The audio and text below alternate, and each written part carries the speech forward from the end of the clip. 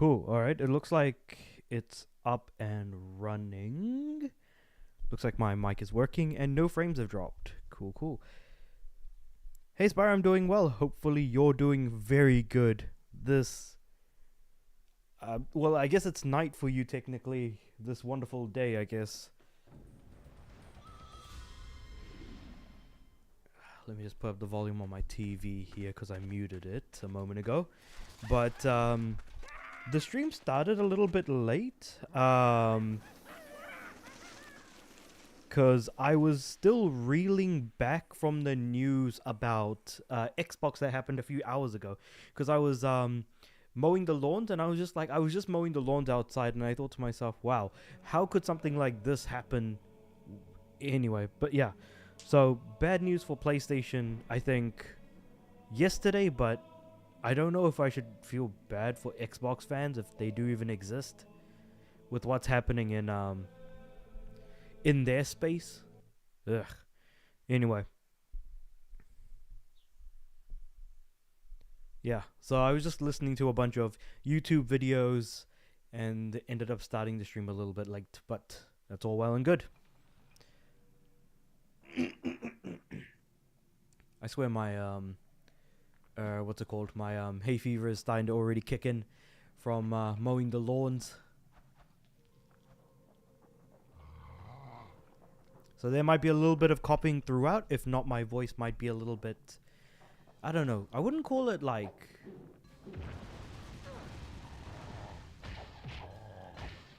Okay, so I don't think he's invisible necessarily, but this guy is certainly trying to make sure that he's not seen.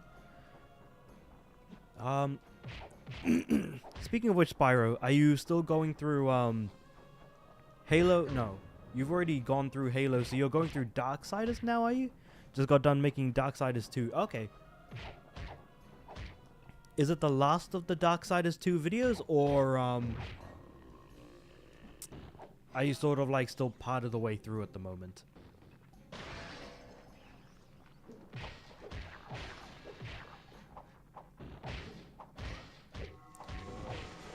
Hey, Ungame Lion, how you doing? How you doing? Oh boy, the throat's definitely going to be getting a bit of a workout today, it feels like. Because I can feel like the scratchiness on there. But yeah, we'll see how we'll see how things progress, I guess. I won't be too loud or anything, though I don't think I generally am. At least I wouldn't think so.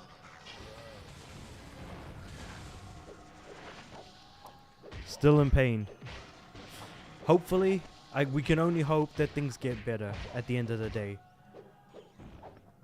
I'm not even sure what's going on, but again, like I said, that is the hope. I suppose a good question is when we're not. Well, just started playing Darksiders 2 at 1:34 p.m. Did you watch the trailer for Dot Hack Zero, the first Dot Hack game in 20 years? No, I have not. Okay, so I knew about Dot Hack coming back at some point, but man, it's crazy to see an old PS2 franchise finally be able to come back in some way. And in fact, I think, if I remember right, as far as the PS4 games go, there is one Dot Hack like PS4 collection, I think it was. Hold on, give me a second. It was Dot Hack PS4. I can't remember what it was called. Dot Hack, yes, Last Recode, that's the one. Yeah, so I have that, but I haven't played it, so that was sort of like a remaster, but a new Dot Hack game for the first time in a long time. Definitely worth hopefully going back to if Bamco is behind it. It's diarrhea. Ah, man, so that rectal pain... I mean, rectal pain is probably one of the worst, because if you try and like sit, it like that's where it's gonna hurt the most, when you want to relax and you want to sit down. So unfortunately, you've got to like lie down on your belly if it's as bad as what I think it is. Because when my little boy, he tries to poop, like his butt gets like really red, and he like gets a lot of like pain from the redness, but it's not like bleeding or anything. It's just a little red.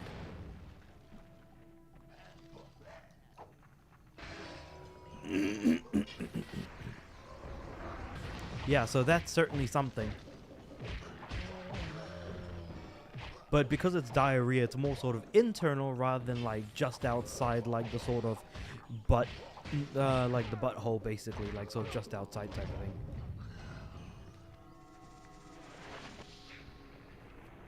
But that's a rough situation to be in. Diarrhea, not ideal, like ever, when you really think about it. But yeah, after the stream, I'm probably going to record a couple of videos about PlayStation shutting down. Oh, what the heck? Okay, I died. My aunt had it different. She has vivid. Wait, what do you mean by vivid? I'm curious about that. Well, not that like, not to like mention anything in great detail. Oh, right. COVID. No, that makes sense. I've never heard anyone like sort of censor themselves and call it vivid, I guess.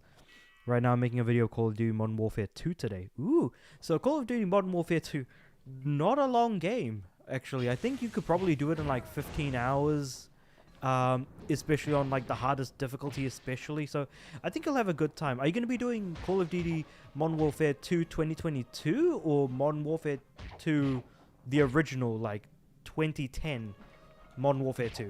Or was it 2009 actually? .hack Link on PSP was the last game in the series from 2010 in Japan only. And again, I wouldn't be surprised that like, you know, there were .hack games that were only released in Japan, because keeping in mind, a lot of games, especially during the PS2 generation, were, you know, Japan only, mind you. So I'm not surprised by that at all. Also, I fell down the hole. Sure you'll get it this time. Which means I have to beat the big guy again.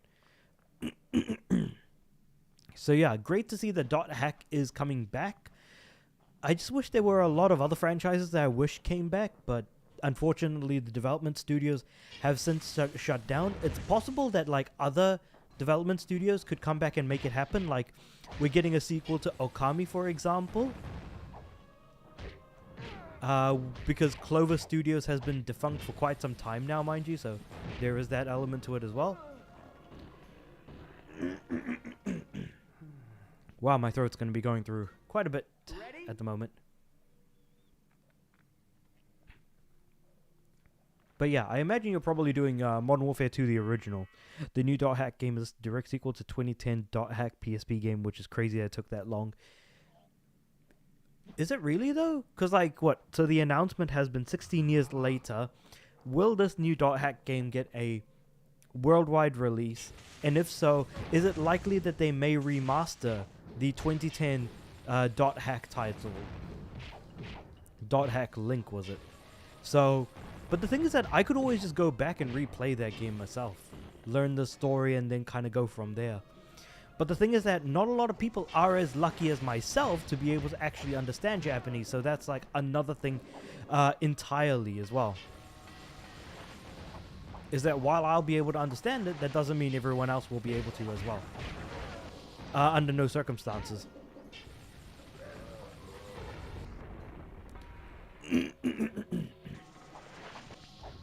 So that's why I consider myself to at least be in somewhat of a lucky position in that sense.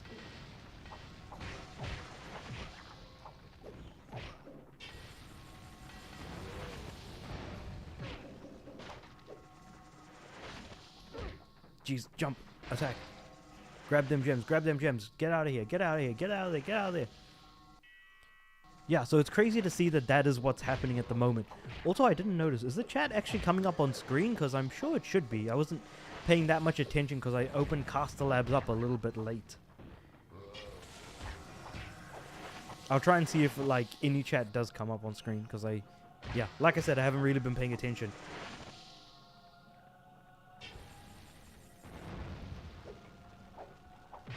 I know Toy Story 5 is happening and I still want to see it. Same. Like, again, I saw some trailer reactions for Toy Story 5. And I know me and a friend of mine are actually going to sit down and watch the movie for sure. I mean, he's not a fan of it either. The fact that it's happening because Toy Story 4 felt like where Toy Story 3 feels like that's where it should have ended. But then now we got Toy Story 4 and it's like, okay, maybe we should just leave it here now. And now Toy Story 5 is happening and it's kind of like this whole idea of like toys versus iPads. Like this progression of time of like how much toys have changed. You can still play Dot Hack Link on emulator with English translations. To be fair, I actually don't want to play it with English translations. I actually want to play it like in its original form. Because there's like less like misinterpretation by translators, because I feel like I've been burned by translators so many times that when I watch anime and like subtitles are just not the same as what the characters are actually saying. So I feel like I'm paying more attention to what the characters are saying versus reading subtitles half the time. And if I get the chance to watch the raw version of an anime episode, like I'll usually go for that option. Like people fight over subs and dubs all the time, and I'm like, I watch it raw. I don't need no subs or dubs.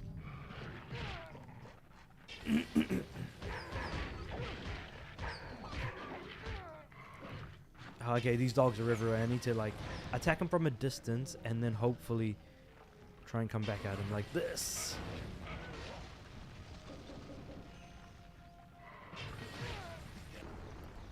But I am most likely going to play with emulators since, you know, who's making new PSP games at this point? You know?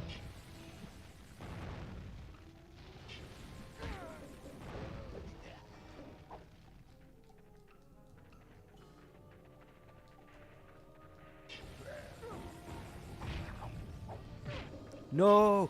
I'm about to die. I'm about to die. Oh, man. Why is this... why are these health crystals, like, hidden, like, right in the corner? Like, what gives?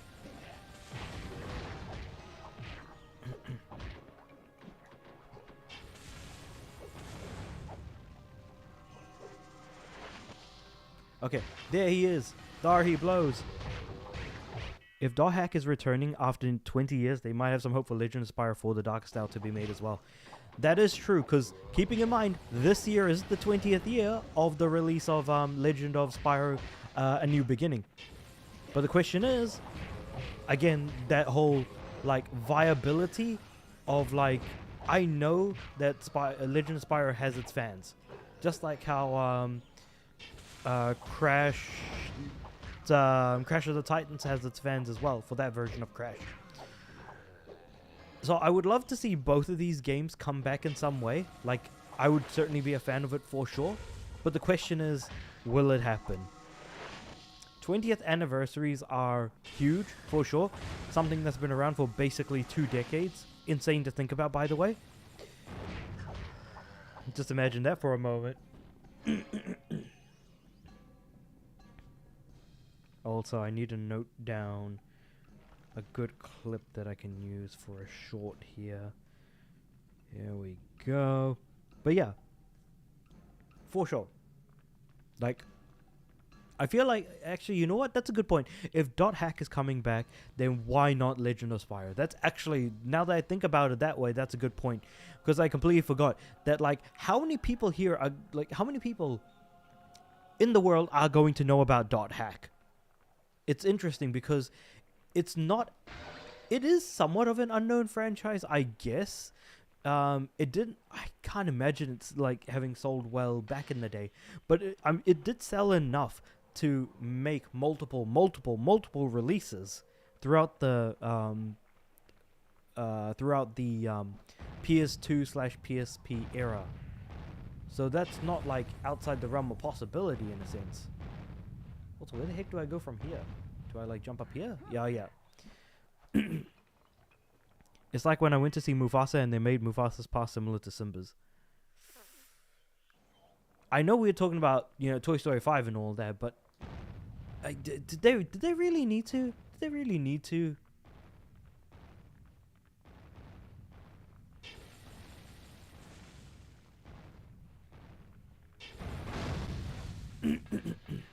I thought for a second I was about to die.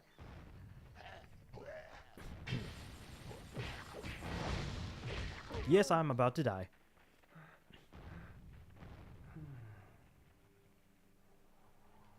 March to battle.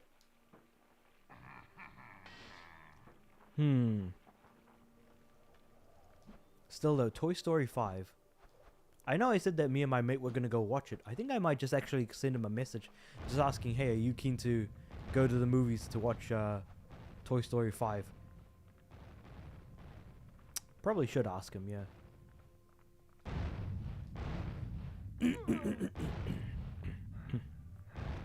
They should bring back the Lion Guard. Yeah, we were talking about this last week, weren't we? The idea of bringing back Lion Guard. Though to be completely fair, I don't think I've ever seen Lion Guard initially, so I can't speak too much to its quality. It's funny Crash Landed had scrap footage, but not Legend of Spyro Darkest Hour.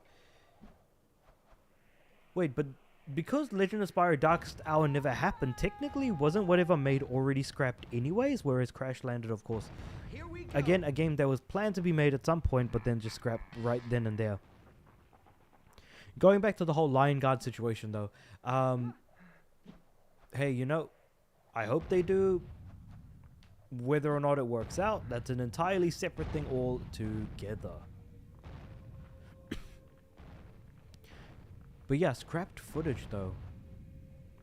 It's just nice to know that something potentially may have nearly existed that's kind of in that vein, if you know what I mean. Hey, try not to die again. Crash Landed, though. That's one thing I'll probably never end up getting out of my mind, is how that was a thing that nearly happened.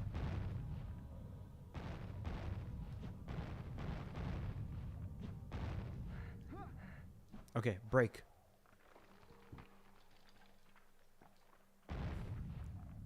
I'm like trying to stay on the edge, but I think being on the edge is probably the worst to getting through this area. I think I have the strength to go on.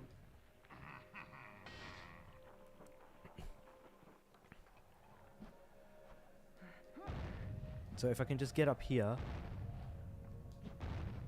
There we go. And then wait for a break. Just gonna jump up to kind of have a look. Ah, damn it, I got hit once.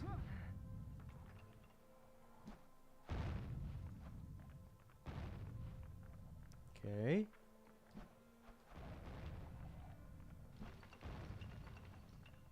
I think I'm in a good spot now, where I've got like a decent amount of my health.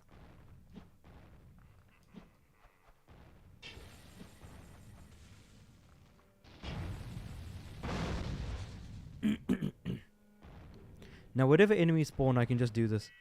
No, no, no. I did that very poorly, because I just really don't have the energy to say no. Sony, what the hell? Okay. In addition to Sony, Microsoft is also having a really bad day. I've learned too much not good stuff happening lately. So Sony has completely upended, Come on, I'm sure you'll get it this Blue time. Point, which is probably the worst decision they could have made, and Phil Spencer and Sarah Bond are leaving leaving Xbox, so that Xbox is now being headed up by the AI CEO. I need to record videos for both of these, because these are like emergency, like sort of emergency videos. Even though I've got other videos like coming out anyways, this is like emergency news style of stuff to talk about. But yeah, the Bloodborne dream, I think, is basically dead. Like, what other studio does Sony have that would be able to do this, the Bloodborne remaster justice?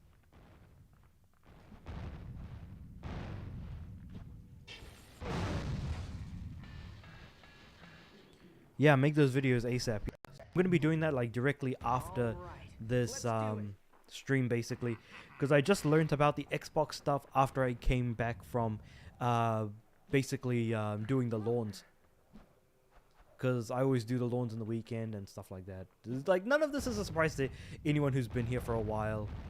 Gotta do it every couple of weeks, you know, the good stuff. Work needs to be done, but anyway, yeah, it's just crazy, just what the news is like now. Bad news for Sony, yes, but it's not as bad as what's happening with the Xbox. It's just, again, I feel like no matter what, if Why don't you try shooting some magic out of your if face? something bad happens with PlayStation, there's always something worse on the horizon for Xbox. It's interesting Darkest Hour was supposed to end that storyline at its 7th game. Yeah, the fact that Let's do it. the next group of games were supposed to be a quadrilogy rather than a trilogy in and of itself is a interesting idea as well. Would a quadrilogy have done the next story arc justice? That is just a big fat question mark, I would argue. I should probably Dragon Time my way through, actually. There's a reason why I have it.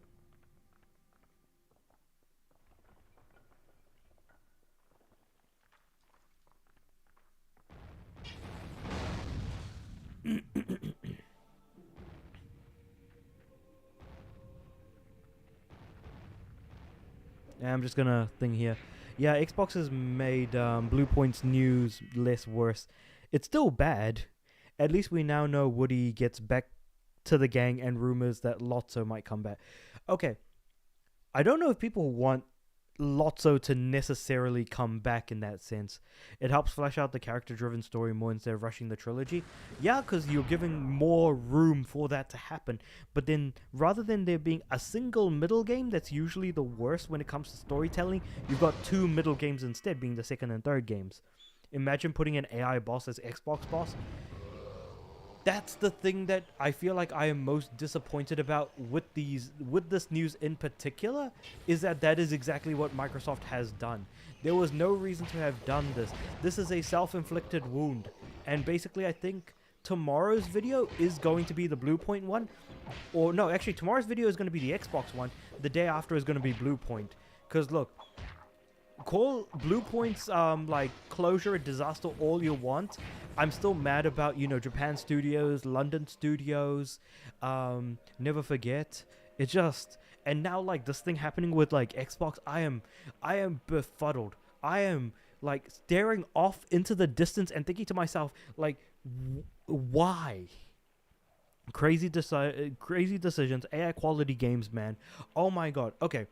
Hold on. Maybe at the end of the stream, after I finished Spyro, because I'm pretty close to finishing the game actually. Once I finish the game, and I'm like gonna set up, what's it called? Spyro, Legend of Spyro, Dawn of the Dragon. I'm gonna bring up the PlayStation Store on stream and show just like how much AI generated nonsense there is. Makes sense. Xbox news is bigger than the Little Big Planet studio will close next.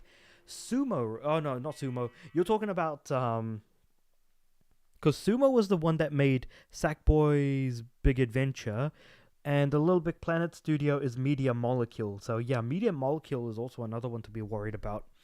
There's footage of Crash Landed for the DS version, and it looks like Twin Sandy gameplay. I've still been meaning to look that up and see what that actually kind of looks like, I guess. Crash Landed. But obviously, I should probably check things before I put that up on stream, because I've never really, like, streamed stuff that I've just kind of been randomly Googling. I wasn't too sure if I wanted him to return. He was on the... Don't want him to return. He was on the truck into Toy Story 3. Exactly it, right? How could he return? Like, what's the story reason for him returning? That's the question that I would probably ask there, is how did Lotso come back after the truck? Yeah. Now, how do I get up there? Where do I go? Where do I go? Where do I go? I mean, like I said, I am in shock. I am befuddled. I am sort of wanting to tear my hair out, but at the same time, I'm also kind of like, why am I not surprised? Oh, jeez, that's not great. I keep falling into like this liquid and dying. Look out, world. I really just wanted Xbox to do better. Is it so much to ask for Xbox to actually be competitive for once? Am I crazy in saying that? Like, really? You need to use the time mechanic? Oh, okay. So I guess I have to use the time mechanic to kind of jump up and reach the actual... not reach the platforms. I can glide from here, but I need the time mechanic to, like, jump up to the other ones. No, it was too high up. I should have gone for the one on the left. That was my bad. All right, let's do it. Now. No. I was close. I think I was just trying when it was way too high. I'm sure you'll get it this time. Okay, now. Actually, you know what? I think we can blame all of Xbox's bad decisions on Activision. The Activision Blizzard acquisition is the worst thing that could have ever happened to Xbox without a shadow of a doubt. I feel like we can all agree on that, right? Because, like, I only realize this because right now I'm playing a game that was published by Activision. That's where the thought came from, is the very game that I am currently playing right now. Also, whoop, I don't know why I didn't try and go forward. But that acquisition is just Ready? like that's what killed Xbox, in my opinion, I think. Activision killed Xbox.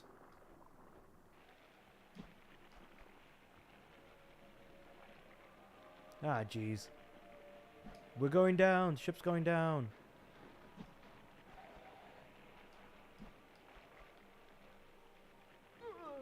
Dang. That was just bad timing on my part.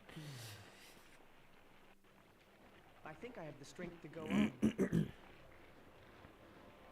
I'll need to wait for the next lot. Yeah.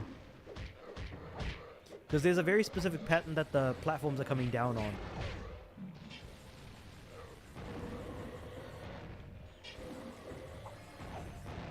It was, it's disappointed that a sequel to Crash Tag Team Racing was cancelled. Now, depending on who you ask, some people might actually be happy that that happened. But for myself, because I found Crash Tag Team Racing to be kind of fun, I am certainly disappointed by that, just because I found it to be a fun game. But yeah. Oh, jeez. No.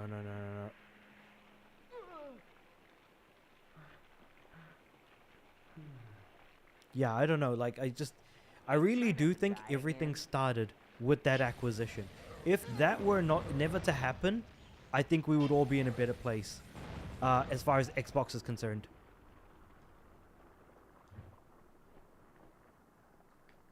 And I'm glad that, like, you know how there were rumors of, like, Xbox, like, buying Sega, for example? I'm glad that that kind of thing just never came to be.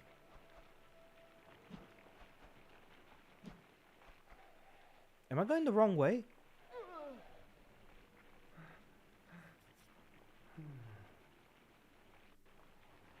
I've got to remember my training. No, I died. I'll just have like a quick drink. Imagine if Xbox bought Nintendo. I think, because remember, there were rumors and discussions potentially of Xbox buying Nintendo. There was an actual discussion that happened, and basically Xbox was laughed out of the room. I remember that story very clearly. That was crazy to read something like that.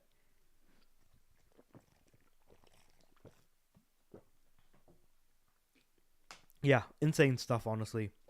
Look out, world. So, we don't really need to imagine it because it's not that it nearly happened, it's just that it was so unlikely to happen that it was crazy the way in which it did unfold. Maybe the next Dot Hack game will be the first to use PlayStation VR and Virtual Boy headsets. That is a very cool idea given what Dot Hack is as a franchise and how the world is built up as like sort of a game. That is a cool idea, but I think it's unfortunate because PSVR is being winded down at the moment. Like, people are not looking towards PSVR in a positive light, if that makes sense.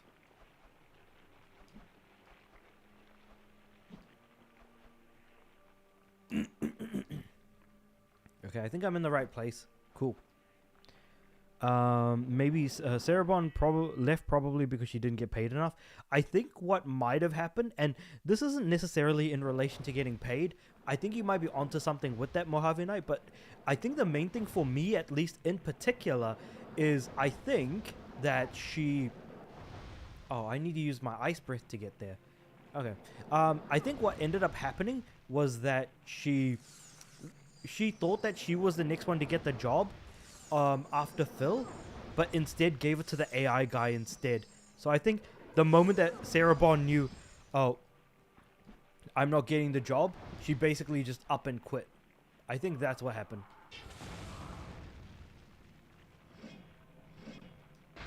Now, is there any room to believe that? Not necessarily, but like, you know, why else are we here, I guess? Just to suffer, you know? Like, that's just the thinking at the moment, at least. I think she got passed up for a promotion that she should have gotten, basically. Because, again, whenever you think of, what's it called? Phil Spencer, you'll think of Sarah Bond, basically. The next one up. So far, do you think this is more enjoyable game compared to A New Beginning? Try not to die again. I do think that this game is a lot more enjoyable than A New Beginning, but I think the locations in A New Beginning are better than the locations in this game. Disagree. I think she saw the offer to stay and it wasn't enough money, felt insulted and quit. And to which I say, you've definitely seen me say this before. Why not a bit of both? Because like we're trying to guess what happened, but we were never there in the first place. So it's like a case of, well, what's the truth is somewhere there. The question is where, you know?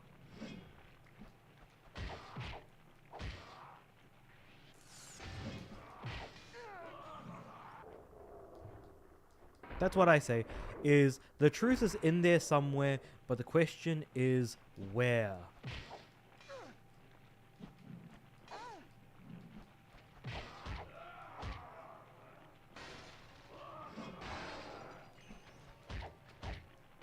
True, both are possible. Yeah, I guess what I meant to say was, I guess, yeah, they're not mutually exclusive for sure. Yeah, but the question is, where do the chips land is the question. I know I like have a lot of like, you know, not gaming, but like gambling anecdotes to use of like, you know, where the chips fall, you know, what was the bet that was made, who's bluffing, you know, what's going on. There's too much to talk about in that space, I feel like. And I think more than anything else, I wish I was a fly on the wall to hear basically what had ended up happening. And I think this stream is, I think, a good example of like talking about the news happening in a way that's like live and at the same time trying to like bring up like all of these like what ifs, you know, ifs and buts and whatever, you know. There's just something there, man. There's just something there. Now, where the heck do I go from here? How do I get up there? So they can attack me from up there, but I can't attack them from down here. Is there a... No? I thought there might be something there. Did I take like the wrong path or something? If this is the beginning of 2026, oof. This is definitely an oof, in my opinion. 120 bloody %.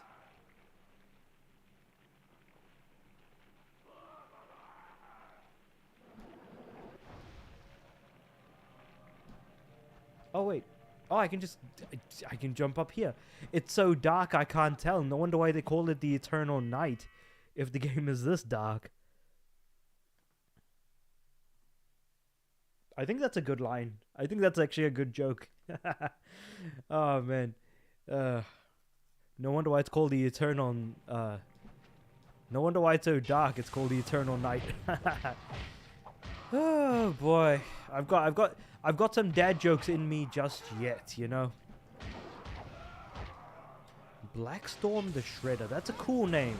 I'll give him that. He has a cool ass name. Lol. Look, someone's gotta have bad jokes to say. It might as well be me because I've got a microphone. I'm just saying. But now my question, and I mean, I feel like I'm basically making the video right now anyways. My question at the end of the day is just gonna be, what does the future of Xbox even look like anymore? If they made Legend of Spyro Darkest Hour one day, what improvements do you want them to incorporate? Okay, my biggest thing is going to be the camera. I want the camera to be similar to like the older Spyro games where they have the active camera.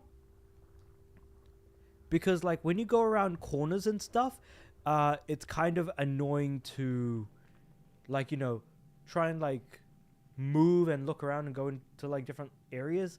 So I feel like the camera would be nice to sort out. The second thing would be the combat. I want it to be a little bit faster when we're using melee attacks.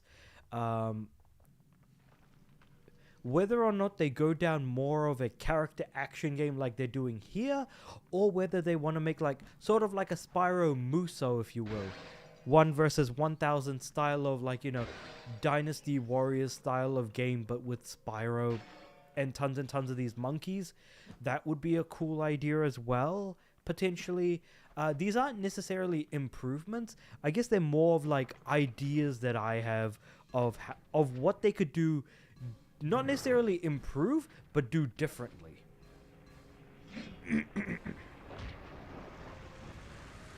What if they put ability tree similar to Knack 2? Ability tree would be nice because then that would be the way in which Spyro learns new moves and continues to upgrade. Similar to like how in Final Fantasy 13, so in Final Fantasy 10 you've got the sphere grid, in Final Fantasy 13 you've got the Crystarium, in there's like tons of games that kind of have like a very sort of similar style of like combat system that is action oriented. So yeah, like absolutely other games have done it before, so it's not outside the realm of possibility for it to happen here especially. So an ability tree totally, again, works very well with the idea that I had of like, hey, just, you know, lean in on the character action or the Muso aspects of like, you know, action games and just continue to build, you know what I mean? That would be the base, and then you would just kind of go from there. And at least have more character variety. I think that's certainly something that could count as an improvement for sure, is have more enemy variety for sure. Maybe just have an original story to kind of start off with. One that stands by itself in a single game, not needing a trilogy or a quadrilogy, because I feel like if each game has its own standalone story, while it kind of blends in, it adds to its, adds to like the overall world, then, I mean, how could I honestly complain at that point? You know, you're giving me what I want. And the quality of the game isn't necessarily hampered by the fact that it needs to rely on another game's story for its story to be good. That like these games can stand alone on their own from a story perspective. And it doesn't, and especially if players jump into the series late, they don't have to do any homework to try and like, you know, prepare again for everything.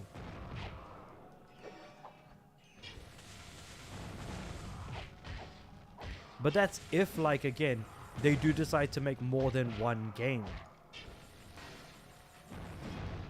I remember when I was, like, talking last week about, like, you know, getting a board, not a board, a skateboard and thing with Tony Hawk Ride. That was Tony Hawk Shred, actually. That's the one that I got. Oh, I nearly fell off. What the heck?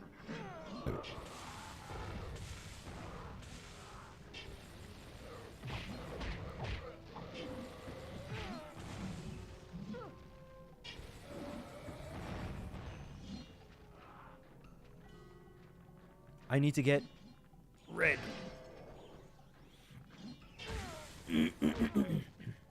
Oh crap, I died. What the heck, man? Okay, that means I have to redo this whole fight all over again. Final Fantasy 13 for the first game had a lot of problems, just like Legend of Spyro New Beginning. I 100% agree. Final Fantasy 13 the original Final Fantasy 13 is still better than 13.2 and Lightning Returns, which technically, if you really want to count it, is really sort of 13.3 in a really weird backwards way.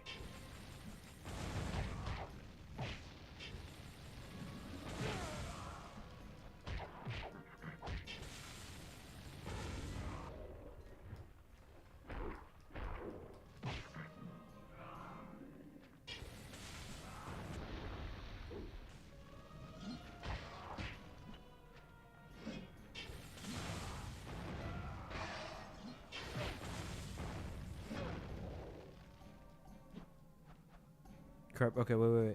I need to regroup and figure out what I'm doing here. So, I think the big guy, is he dead? The big guy riding the animal. Yeah, no, he's right there. Nope, there's more enemies coming my way. What the heck? Oh, jeez. Okay. I think the next time I see those guys, I'll probably just wrath them instead of... Sorry, fury them instead of furying here. Do you think the first Final Fantasy 13 or New Beginning was better in your opinion for being the first in trilogies? That's a tough one. I would say Final Fantasy 13 I think probably fits the bill of like being a better game in my opinion, because even if I had like, you know, complaints about, you know, the locations in areas and stuff and the way in which some of the locations were actually being presented, like most of it being basically just corridors, I still enjoyed what they did present to me a bit more. There was a bit more meat on the bones. I think that Spyro, a new big... Oh no, I'm about to fall and die. Was a bit... what's it called? Spyro New Beginning was a bit short in my opinion. A bit too short. And it relies too much on a second game being made. Whereas if they made all three games together and released it as like one product, I feel like that would have been better potentially. Also, my Fury has not been done. Holy crap, I thought I had like fully refilled my Fury, but I guess not, huh?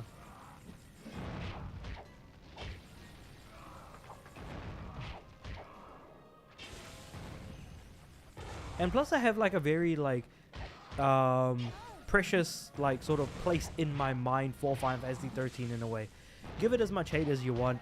That game like occupies a very special space in my heart for it, even though it's not a great game necessarily. I mean, it's a really good game. Would I say that it's great? Now that's a separate question right then and there. In fact, who knew that like, you know, Final Fantasy 13 tried to be a trilogy? Like, that's one thing that I probably would never have guessed nor tried to, at least. Need to get some more health. Also, there's like, I can get health from down there. That's crazy. But that's if I don't get distracted by like the fighting here.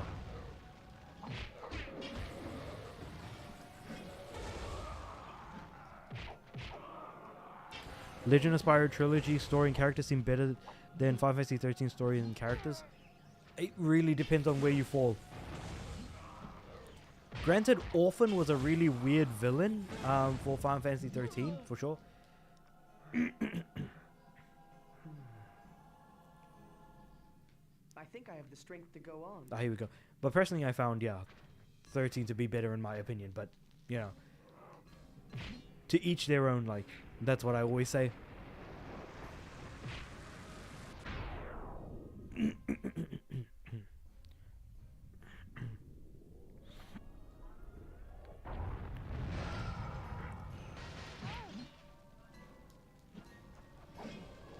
Wait, isn't the animal dude also supposed to die as well? Or am I missing something here? Did he just not take enough damage, or like what? No, he took no damage at all. What the heck? I think you can get out of the platform and get those other gems while taking a break from fighting. Yeah, I can. I just, yeah, am like focused on like the enemies attacking me from every distance. Not every distance, like every area.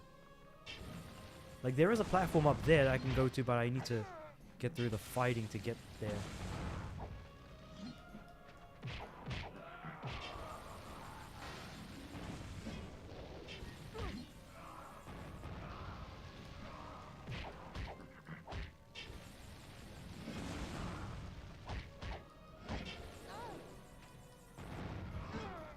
Oh, I need to get out of there. Yeah, like that hit right there that causes Spyro to like get knocked back is really annoying. You can still get back to lower platforms. Yeah. I just can't see the lower platforms when I'm on this platform. That's what's annoying.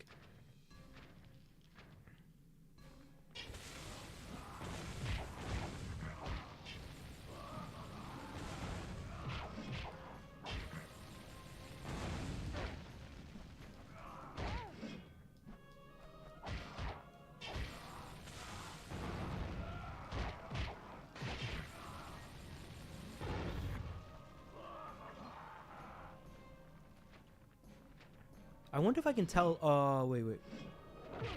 Like where the lower platform is. Yeah, there we go. Like, I need to like look off of my peripheral vision to actually see the lower platform. This is the hardest enemy section in the game since it's near the final boss. Well, I mean, it's good to know I'm like near the final boss. What I'll do is I'll come down here to grab like health gems periodically instead of the health gems up there, since like, because basically this is just a giant enemy gauntlet, right? So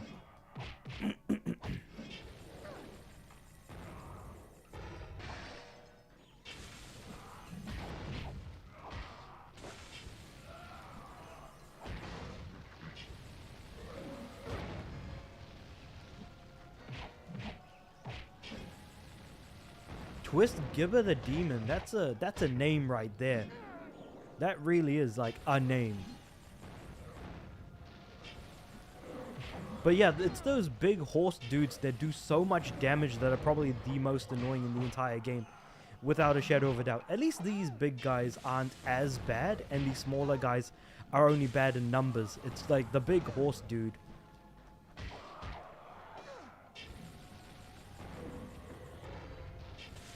Sometimes you can even lead the enemy to fall down the cliff to get defeated.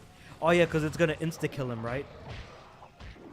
But that's if I can like get him in the air and knock him off, or I don't know if it's going to be possible to make him walk off, you know?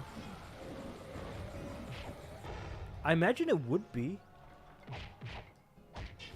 But when, like, say for example, these big guys turn into like these skull wraiths or whatever you want to call them.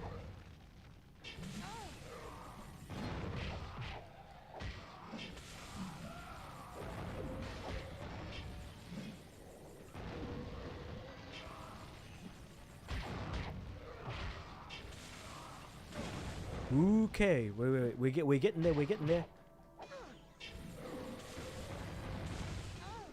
The amount of like gems that are being dropped from like defeating the enemies is crazy.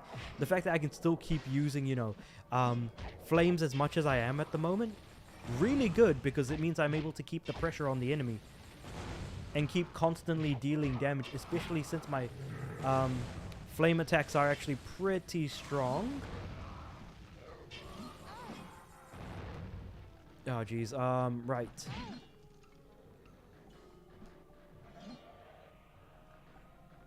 Run. I think it's somewhere over there. There it is.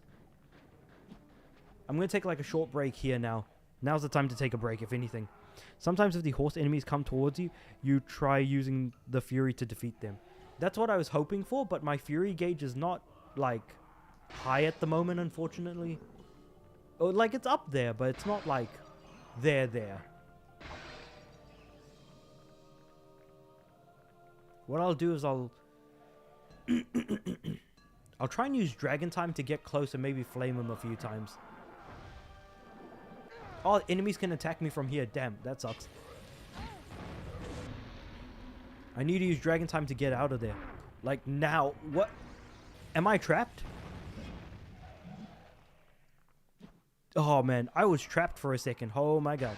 Okay, that was annoying.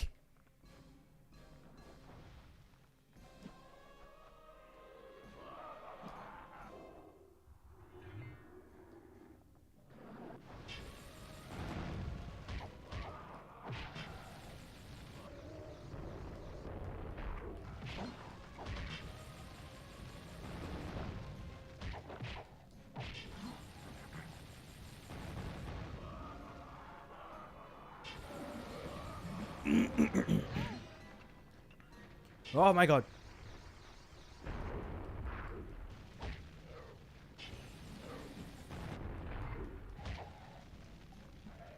Okay, I got one of the horse guys, and then another horse guy comes in. I died. Oh man, that sucks. Let's Okay. keep trying. So like I defeated one horse guy and then another horse guy spawned, and I was like, why are there two horse guys here now? So what I need to do is I really do need to save my fury for that fight, for that part of the fight especially. Because without fury, I don't know how I'll be able to make it otherwise. Because there's too many enemies to deal with all at once.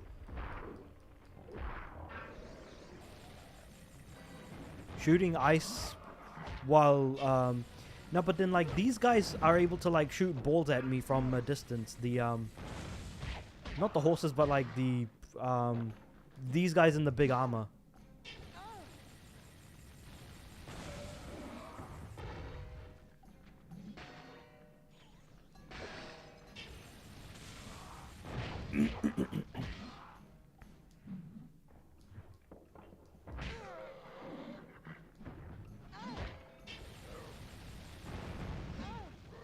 Oh, am I trapped again? Oh, I'm trapped again.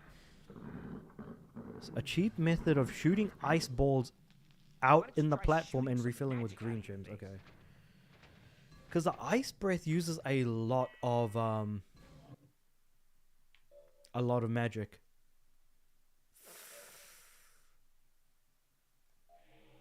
Maybe, wait, what if I try and use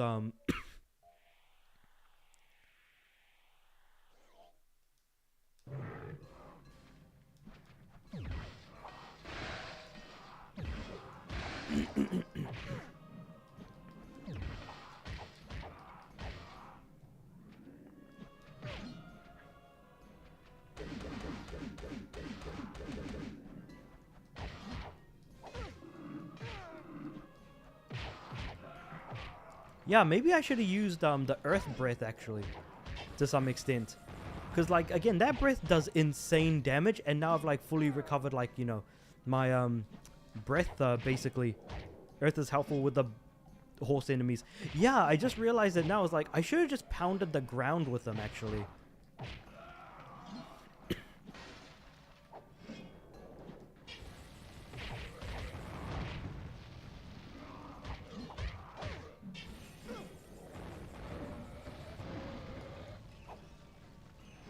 Yeah, so in reality, that could have helped a lot, actually.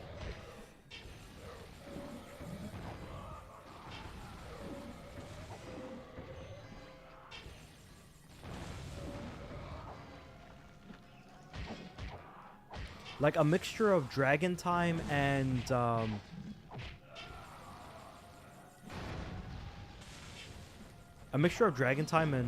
Earth Breath would have been insane, I think.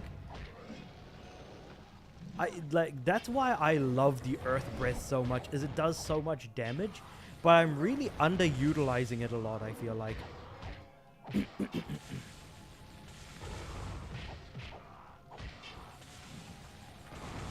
Crazy stuff though.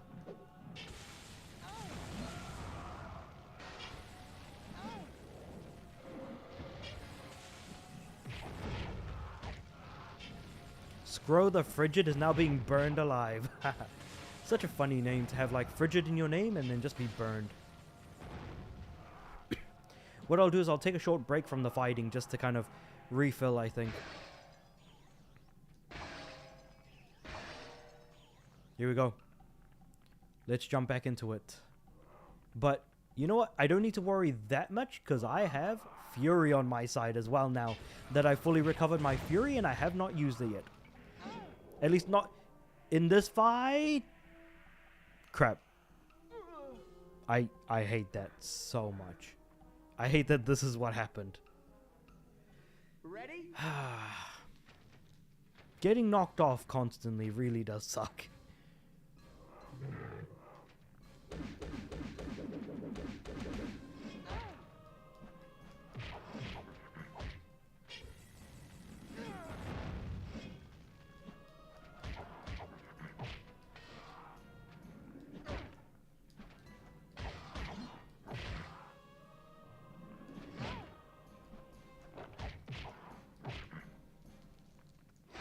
Horse enemy down. At least I've got him.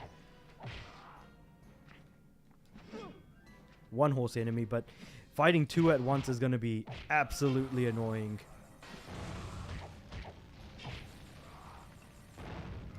I love the explosives though, like the fire breath being fully upgraded, and then like a bunch of like fireballs just come out from the sky and just start attacking the enemy, blowing them up in their faces. Cool stuff, cool stuff. And the fact that I'm recovering my breath so quickly, my breath gauge, makes it even better because it means I feel like I can infinitely just keep firing them.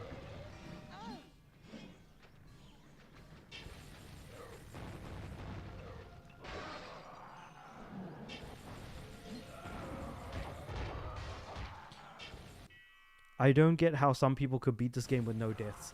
I think what that comes down to is a lot of practice, because people who practice this game an insane amount are going to know exactly what strategies to do, or to be able to glitch through walls, or just be able to straight up skip certain like fights while basically breaking the game in half like a Kit Kat basically.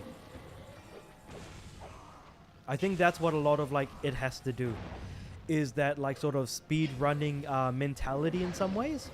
And I don't say that that's like a bad thing.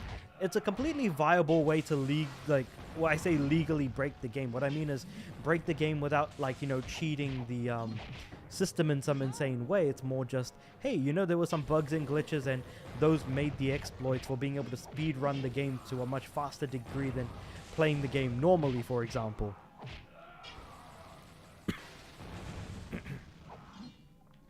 But yeah, no, like I can totally see it in some small way. Okay, so I think I made it to the point where I died last time.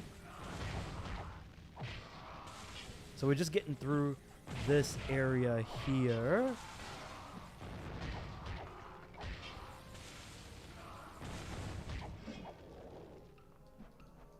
No, I don't want to fall off again, so I'm gonna try and like go back to like the middle of this area here. Might be better for me actually, now that I think about it. The middle of the platform, safest place to be. In a really, really... What? How? Got to remember my training. How? Why? Why did that happen? Oh, I accidentally hit R2. No, I was not supposed to use it now. I was supposed to save it for later. Oh, I hate this so much. Now I'm not going to have enough fury for the, for later on. Because the thing is that my attacks are also going to do a higher amount of damage as well. But like I said, I just will not have enough for when I do reach that point again in the fight. So I am almost guaranteed to die again if I somehow am able to make it through this, I mean.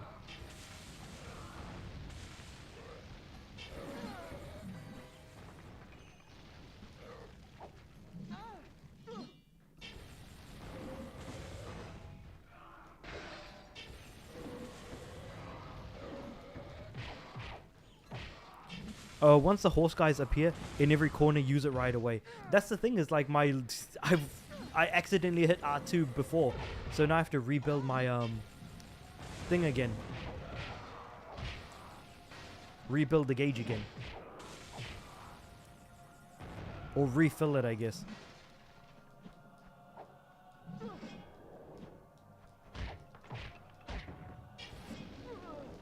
I died. But that might be a good thing, because in a single go, up to the point in which those horse guys appear, I can fill up like 3/4 of my fury gauge. So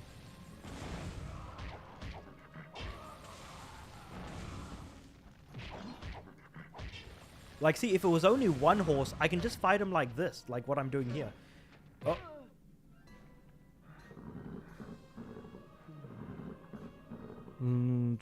This is a good grinding sport to get more experience. Yeah, that's true. Actually, how much more XP do I have? Oh yeah, I can just upgrade my freezing breath a little bit more. So I mean, yeah, at least, yeah, this is a good grinding spot. I do agree with that statement. What I can say with what I can say is that that is absolutely true. You are not wrong about that. It just sucks that it's because it's a relatively annoying spot to get through is kind of why it is like a good grinding spot because of that. Anyway, horse guy, dead. Let's just keep moving forward, I guess. Also, damn it, he blocked my fire, so... I hate that fire can be blocked. Like, what the heck, man? And just that knockback.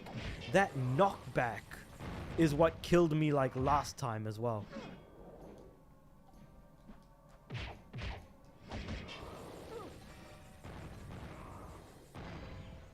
Because Spyro gets knocked back, he then flinches or kind of does that reaction.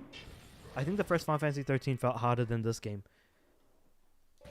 It was. The first Final Fantasy 13 was harder than this game. I spent more time playing it, but that's because of the Treasure Hunter achievement, where you have to get one of every piece of armor in the game. And there are some pieces of armor that were missable, so you would have to replay the game all over again. And a playthrough of the game takes 30 hours, whereas a playthrough of, like, say, Final Fantasy 13 2 is like 24 hours. And I think maybe a playthrough of Final Fantasy 13 Lightning Returns was somewhere between that 30 to 24 hours, somewhere there. But anyway.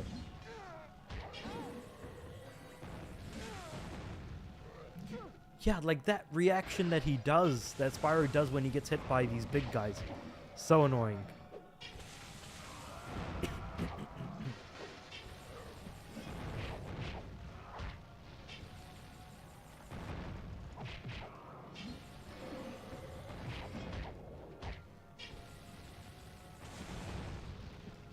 The game knows that we'll need like these red and green gems as much as we can get, so which is why we get so much of them. But at the same time, it's like it doesn't make the game more fun.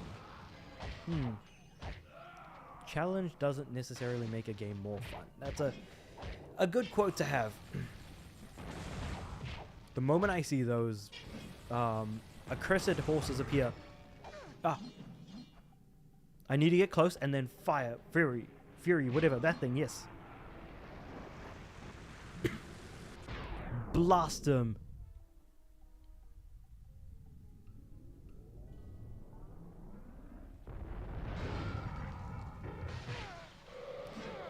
Wait, did the horses get hit? No. What was it? Was there a delay or was it just me?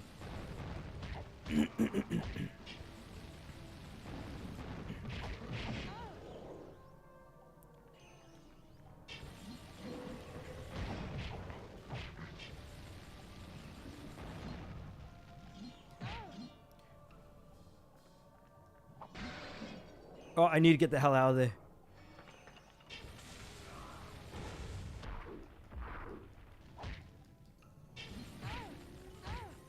No, wait. I'm not dead. I'm not dead. Get out of there. Get out of there. Ooh, boy.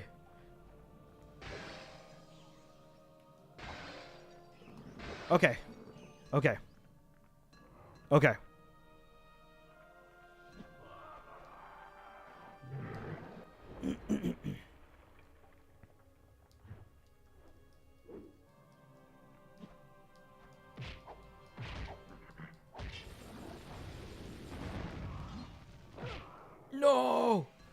No, I fell anyways.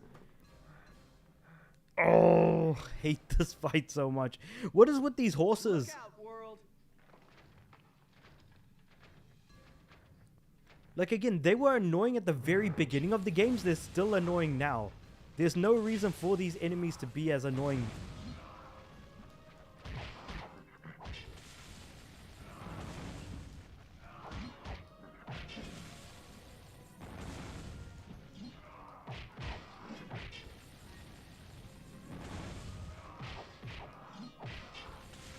If it was just one of them, it would at least be easier to deal with. But because it's two of them, it's just nightmare fuel basically for me.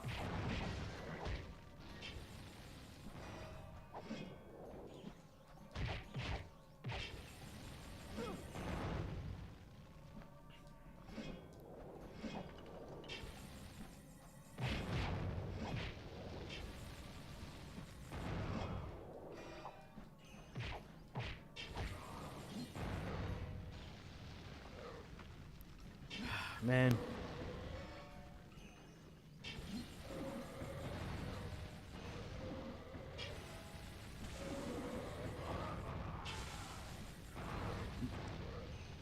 I really do think that this game, I think, had a lot more going for it, similar to like God of War. You need to use earth launcher attacks on horses. Yeah, I guess so.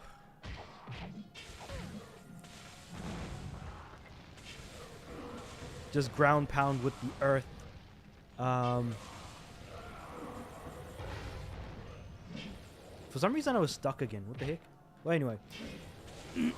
It's very hard. It's very easy to get stuck between an enemy and another enemy.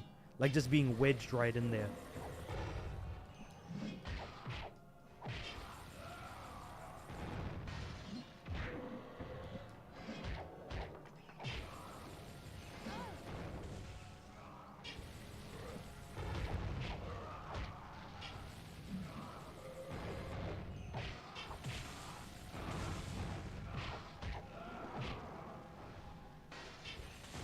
Still though, these guys take huge damage from fire, I've noticed.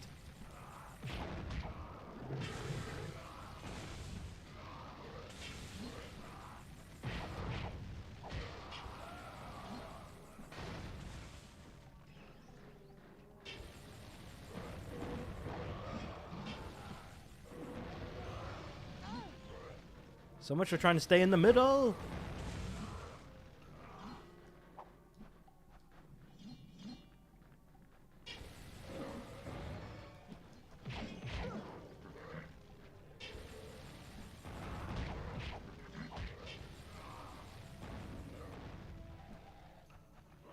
I'm just gonna go back to this door here. And then climb up to here and get some more health. And then I'm gonna switch to Earth. Do I need a little bit more health? I'll take a little bit more health actually. I don't want to take any chances here. Because then I can just basically launch Earth attacks at him.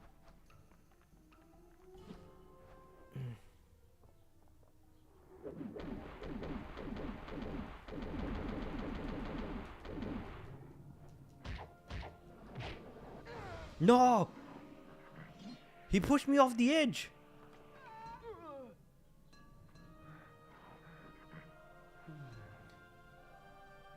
I should not have been at the edge.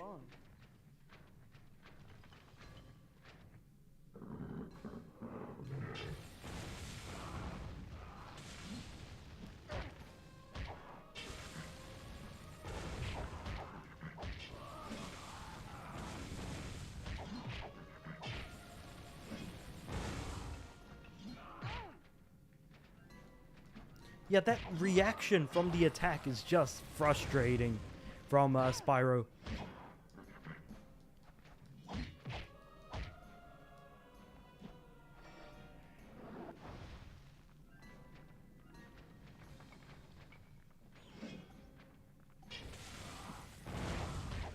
Oh boy.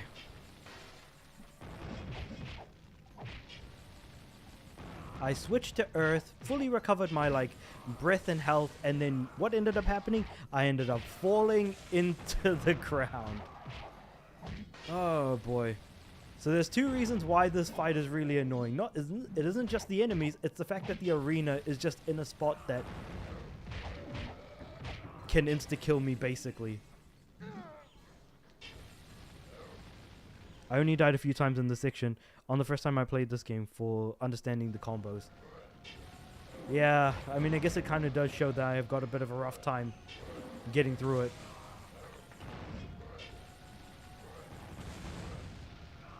Thank goodness for just double jumping and attacking like this. And again, I did make it pretty far my first time around. It's just, I don't know how much further I have to go. Like, how many waves of the horses do I have to go through, for example?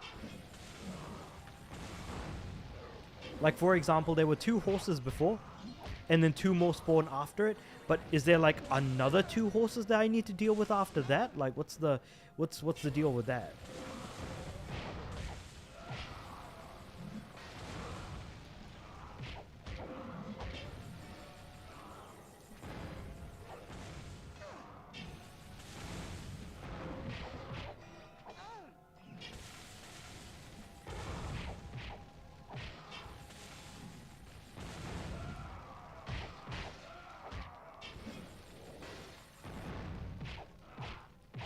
At least when they're like the sort of like skeletal versions, like they can't block at least, which is one good thing about this game. Also, I'm definitely fighting the camera on this one. Okay, so I'm gonna Fury here. And then what's gonna happen is that after these 2 horses die, there's gonna be 2 more horses after that. So if I can just get through those horses, should be pretty good after that, hopefully.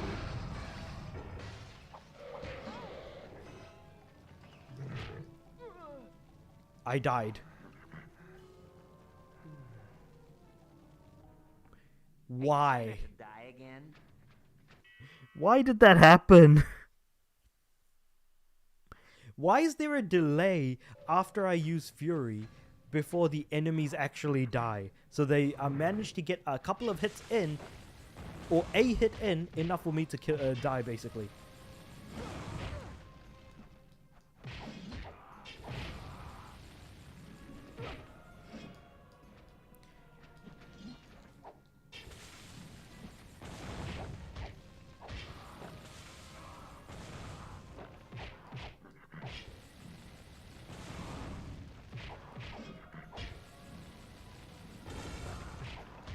As long as I avoid the horse's face, like I'm usually pretty good.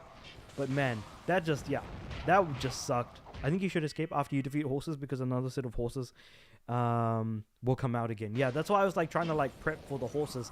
But the thing is, even if I run away, like when I do try to come back, they'll just try and attack me some more. And there's a short period of time after I use Fury where my attacks are actually stronger and, you know, covered in elemental attacks. Covered in like the fire element, so there is like a small amount of time where I can benefit from stronger attacks, but it doesn't matter if I die and just not end up actually beating anything. So I suppose that might be better for me to just kind of run for it.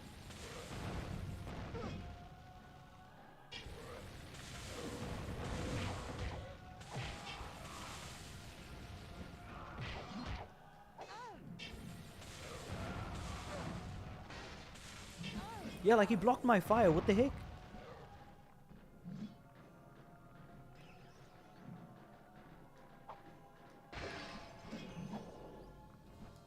Whew, that was a close one. The horse guys are cheap, like the horse in Kingdom Hearts 2 Mulan area. Oh, yeah, no, like I know they're cheap. Like in 2 hits, they can basically knock out my entire health bar. And I've not really been collecting upgrades as much as I probably should have been as well. Which I suppose kind of leads into my complaint about the actual way the upgrades are handled in this game. When I say upgrades, I mean like the health and like magic bar upgrades. Also getting knocked out of the arena is annoying. But that's a separate complaint from the combat and also the I'm sure you'll get it this time. thing.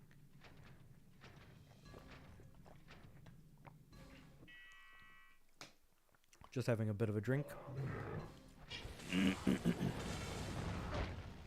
When it comes to the horses, main thing is stay away from the head, you're fine.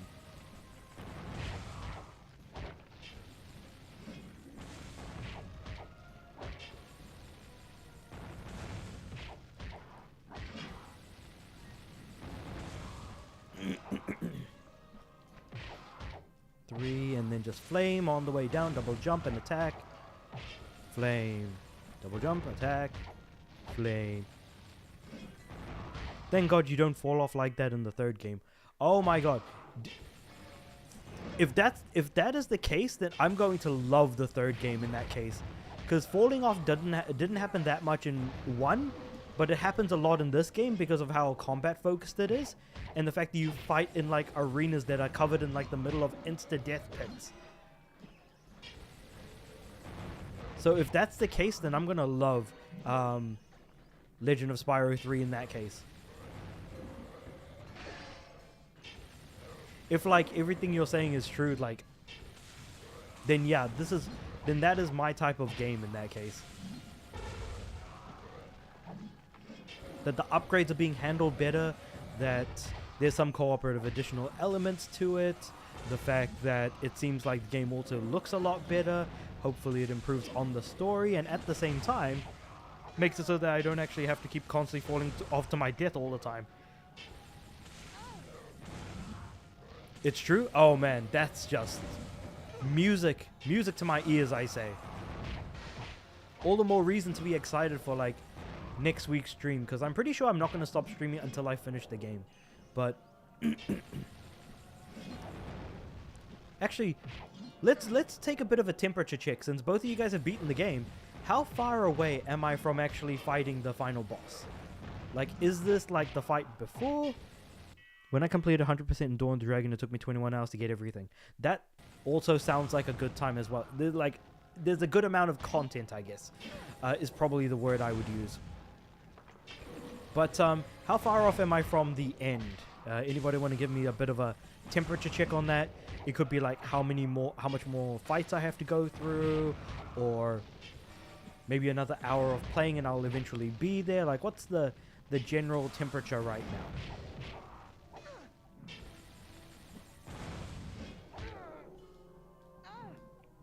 I keep getting knocked over. What the heck? Ah, man. Whoo, boy. That was close.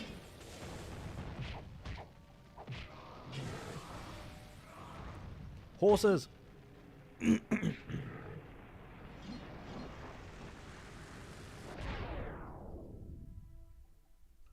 Alright. So, Fury used. Now, I just need to get my bearings and get the hell out of there.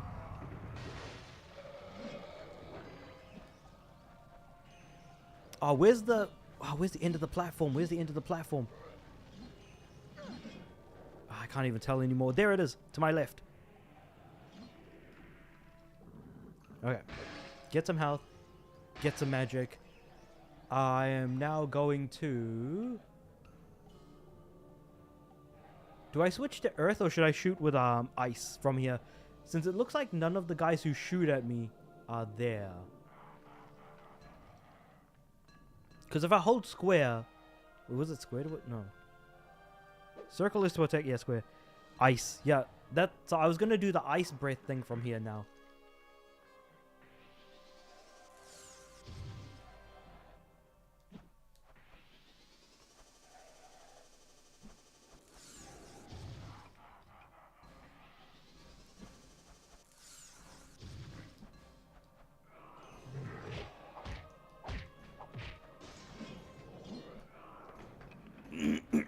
Oh, geez. Wait, hold on.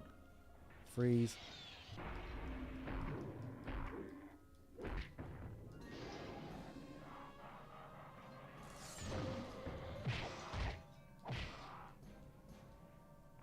Oh, geez. Maybe I should just use Earth Breath, I think.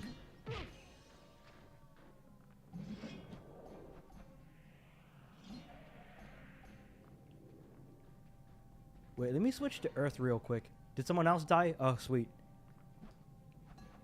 It does seem like some of the enemies are dying every time, like, I jump off, so... It's not necessarily a bad thing.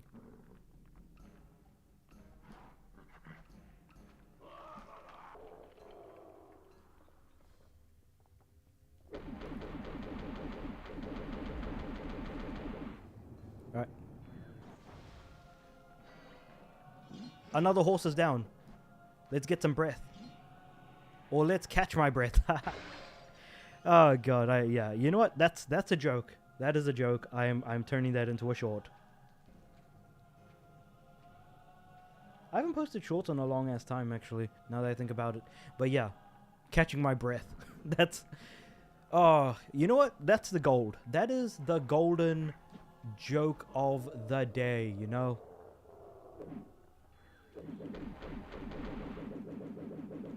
Oh, he's dead.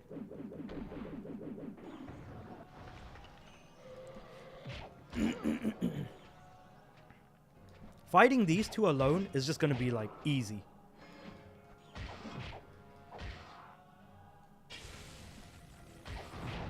It reminds me of those they fall off because they are stupid.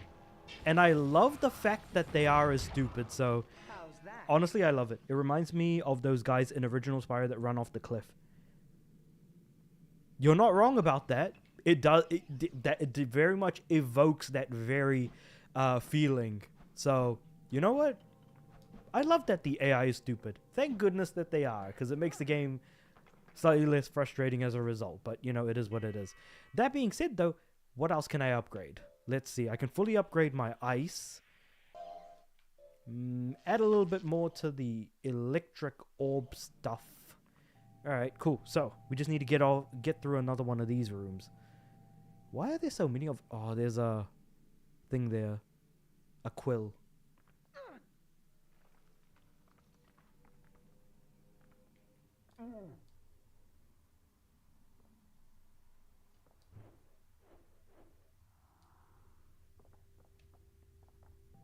Made it. So if I just wait for this to recover... Dragon time, rather. Made it. The final boss is as hard as Zolden in this game. Interesting. Okay. As hard as Zolden. An interesting comparison. But hopefully he's not too bad. Oh, another assassin, right. I need to... Right, I forgot. Left and right, X. You finally made it. Yeah, I finally made it. That took a while to get through.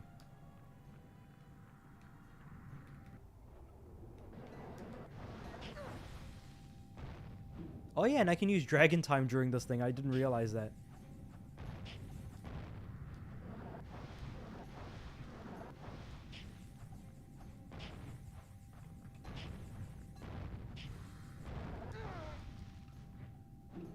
Yeah, you know what? That could have been worse.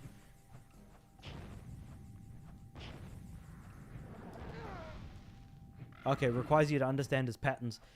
That's fair enough. Like, again, I feel like that is really like most bosses in a nutshell, really, when you think about it.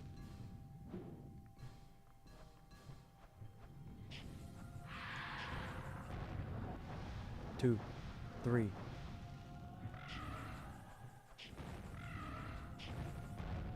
One, two. Oh, he got me.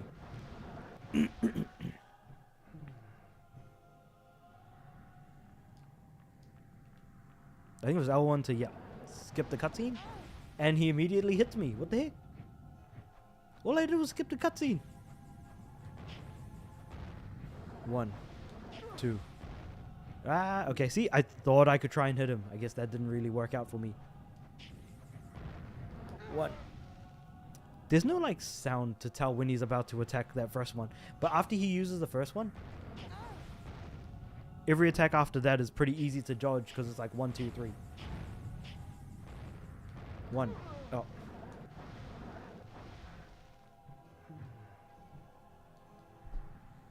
L1, L1, L1, L1, L1.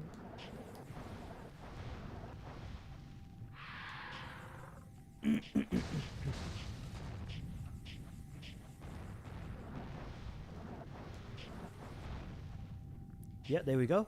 Just hold, hold, hold, hold. 1.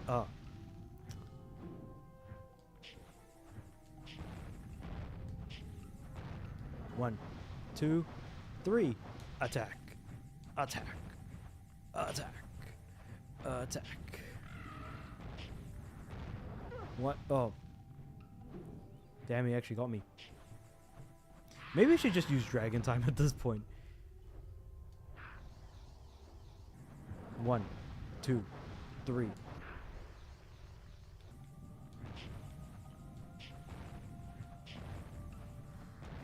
One, 2, 3. You can still attack me through the thing. Crash Twin Sanity and Titans had no skip feature, and that made people rage. That definitely made me rage, that's for sure. I hated the fact that I couldn't skip cutscenes in Twin Sanity. Well, I suppose it didn't necessarily make me rage. It just, I was not a fan of, like, having to sit through cutscenes all over again, despite how many times I ended up dying. So, where do I go from here? Is there, like, platforms down there? No. Do I go down this way? I think. Okay, drop down. Oh, collectible. I guess I go back up. Maybe there's like a path that I follow. Oh, there we go. There's the rock. The elevator.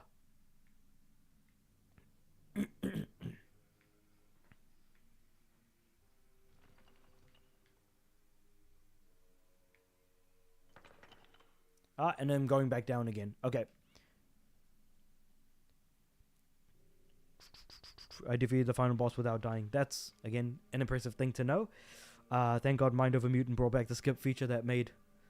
You know what, to be fair, it's weird because I like Mind Over Mutant's cutscenes. Like, they're actually pretty funny, actually. Ah, damn it, I missed it. So, honestly, like, Mind Over Mutant is the game that I would have much rather not had a skip feature. Titans was actually not as fun to sit through and, you know, listen to the cutscenes. Mind Over Mutant, I actually quite liked. How funny some of the jokes were. Like the monkey vision with Crunch watching videos of monkeys in a barrel and some other stuff. And then, of course, like the different, what's it called? The cutscene with Engine was really funny. Mind of a Mutant has Japanese Crash references in it, which I like. And that's another thing. They have a lot of, like, they do lean into a lot of reference humor for that game as well, which is, again, crazy to think about, mind you. So at which... Oh, yeah, there we go. There's the next one. No! How did I... What the heck, man? What's with this... You know what? The platforming in this game, not great. You have to use Dragon Time. Yeah. Fair enough.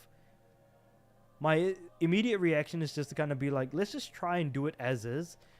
And then if it doesn't work out, Dragon Time it.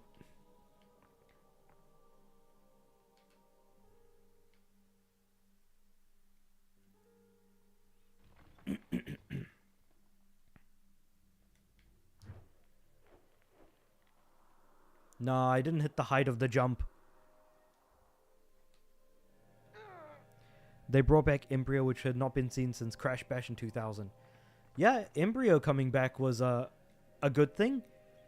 And I think if I remember right, one of the cutscenes was like, he introduces himself as "My name is Embryo," and then he says, "That sounds like a fetus," which I thought was actually a very funny joke. And not something that I feel like a lot of people would think of, but again, you know, well, I mean, I thought of it, but I mean, it shows where my mind is half the time anyway, so, you know, it is what it is. Okay, I'm just going to wait till I'm a little bit closer, and then Dragon Time, jump, and land here. Plus, I'm going to need to save my Dragon Time again for the next platform jumps. Hey,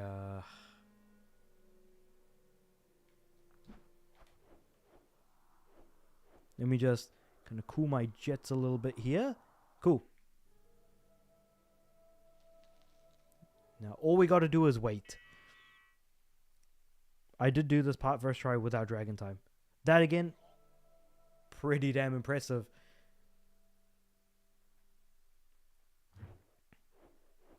But I think this specific area or this platforming section was, I think, intended to be done with Dragon Time, to be completely fair. I think that's how it was made to be. So I assume that's the cliff that was talked about earlier, where, like, oh, after this cliff, that's when you're going to see the final boss. It's just I don't see any health gems anywhere. It's just breath here. But even if I die, like, I'll end up recovering with full health anyway. So I guess not that big of a deal, I guess. Oh, there he is. So is this it?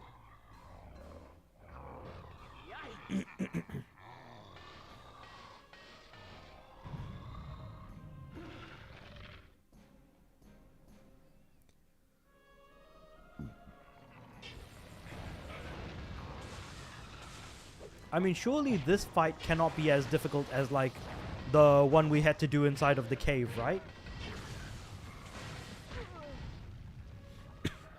Mind of Immune DS, I am in World 3 so far and had an original mutant in it who is a mummy alongside the original, not original, alongside the return of Spike and Electrike. That's an original mutant. That's interesting. Though, in saying that, it's still more of the same gameplay from Titan, so I feel like we shouldn't really, give that too much credence. But this invisible guy, he's the one I need to aim for first, I think.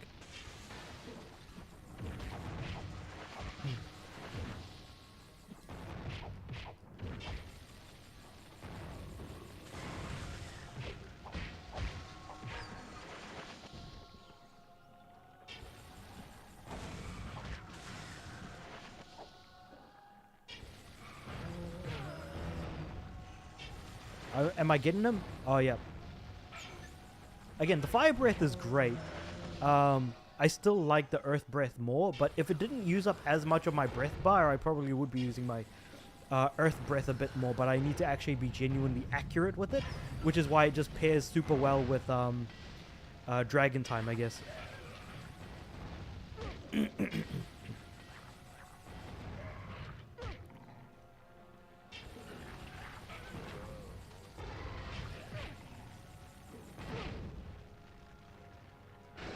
Let's get some health, because I really need it.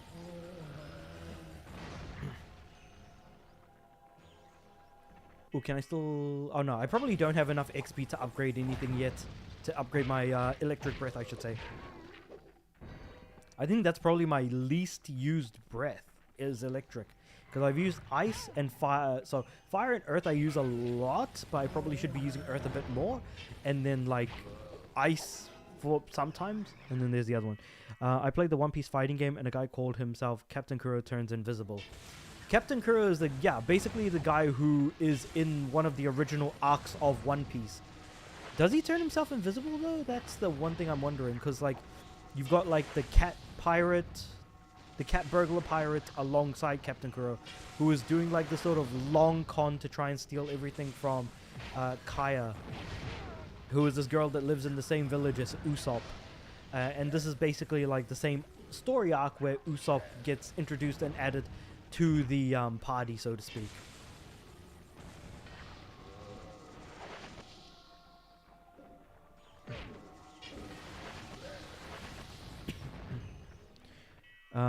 Also, I got a new suit on High on Life 2. The suit color is purple and yellow and some little of red. Ooh, nice. Very, very reminiscent of Spyro there, it feels like. And maybe the color palette was, in fact, indeed intended to be as such. I'd like to think so, given the colors that we've got on there. Imagine if they, like, added little wings or a horn to that suit. That would be crazy. That would be good. I would love that, honestly.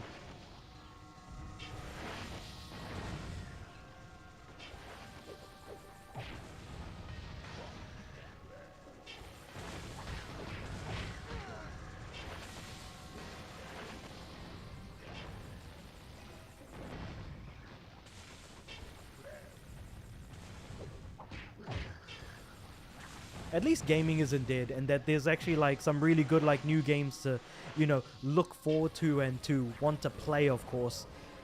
Even, like, again, going back to the conversation about there being a new .hack as an example, it's like, all things considered, gaming is still in a good place overall. It just sucks that it's like the big companies that are really making, like, the bad decisions, though, for the most part.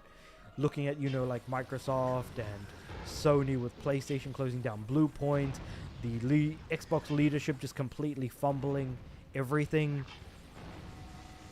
Again, it's just crazy stuff to think about.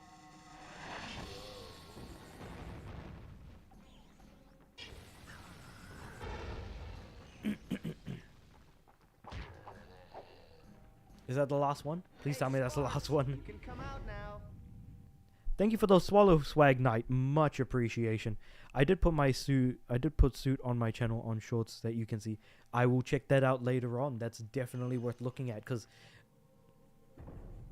they could do so much with like just the color palette alone. But like, man, I hope that like Spyro was the muse that they had taken in for the actual suit itself, because that would be bloody excellent in my opinion. Okay, so the exit is to my left, right? Yeah. So dragon time. I'm gonna double jump over. We're gonna go to the left, go to the left, go to the left, go to... Yeah, made it. Sweet. All right. So we are now here. All right, we're here. I'm just gonna double jump up these platforms. It's interesting how like this final area of the game is reminiscent of like the very locations we went to as part of learning each of the, or relearning the breath moves and doing like each of the breath tutorials. I don't know, it's just something to think about, you know? How are we doing here? Oh yeah, cool. That should do. Where does this cave lead? I wondered to myself. They were afraid to re-release the original Dot Hack because it was a hard game and decided to re-release the easier Dot Hack GU instead. So there was actually a conversation as to which Dot Hack to re-release. That's certainly something, but isn't... You're almost to the final boss fight. Ooh, nice. Yeah, because I was like thinking like... I kind of wish that they had like remade all of the Dot Hack games, but I think with GU in particular, they re-released a trilogy of games just under a single banner, basically. But there is some level of finality, it feels like, to this location and area. Like, I can feel it. I can feel the final boss energy coming from here. It feels like I'm going up a staircase. Still some platforming involved, but like a staircase following the flames. If nothing else, I love what they've done with the presentation.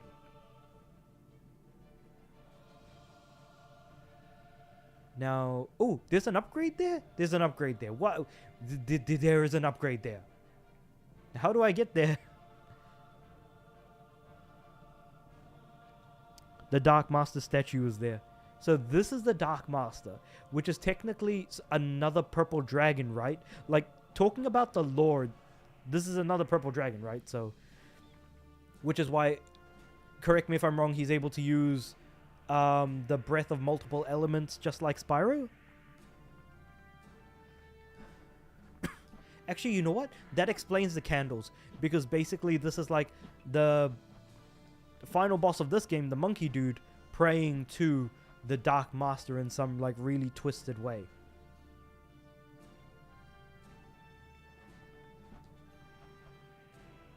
Malefor, right. And you mentioned his name was Malefor as well. You have to find the hidden platform to get the health upgrade. I think I know what the hidden platforms might be. I think that just triggered the cutscene. Landing on this platform. But I think the hidden platforms were on the sides of the wall. I could see that there was some platforms. I think those were the platforms I needed to use to get to there. To the actual health upgrade. But you know what? I'll just have to make do with what I've got, it looks like. Because I thought that maybe I could like land on the platform and go from there. To try and get a little bit closer. But when you land on the platform, you completely miss it basically.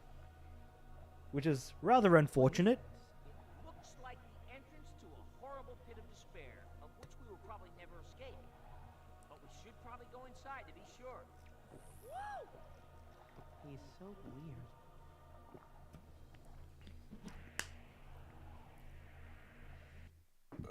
Still though, what's up with Sparks? Because like, he's been acting like this for quite some time actually, since since like the pirate section, where what he's saying is the exact opposite of what he wants to do, but does what he says anyways.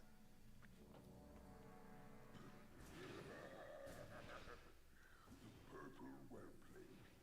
It's fitting that you should be here Get ready for the final boss fight. Let's go. This is what I've been waiting for because I've been looking forward to Dawn of the Dragon a lot.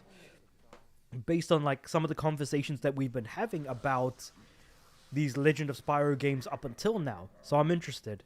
I really am. Excited to see what Dawn of the Dragon has to bring after like these first two games. So far, if I were to rank this game and the second game, or well, this game and the first game, I should say, I would say this game is better than the first game. The nightmare never ends. You don't need to do this, Cinder. Just like old times, huh, Spyro? Same as last time. Line me up with a staff. The same writer of Eternal Night returns in Dawn of the Dragon. So this is going to be something worth looking forward to then.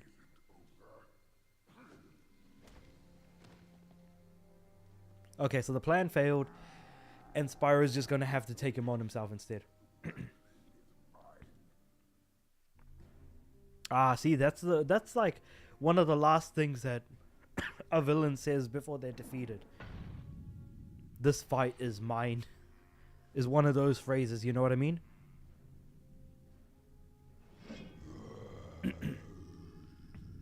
So, what kind of hit and run approach am I going to have to do here? Goal. I forgot that's the wrong button. What the heck? Oh, I have no breath? What the heck? So he's teleporting around. I have no breath currently. I assume I'm going to have to use Dragon Time to avoid him to some extent. This guy looks similar to Kai from Kung Fu Panda 3. I see some similarities for sure, and thankfully I can skip the cutscene. So I'm going to have to keep an eye out on him since I can't... Wait, is there a lock-on? Because I can't remember if there is, since I've never been making use of it. Let's just hope that there is.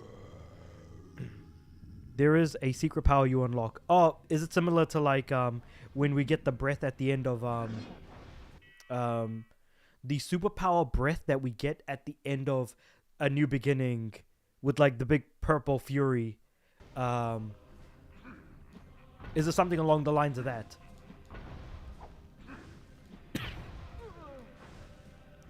Did he just one-shot me?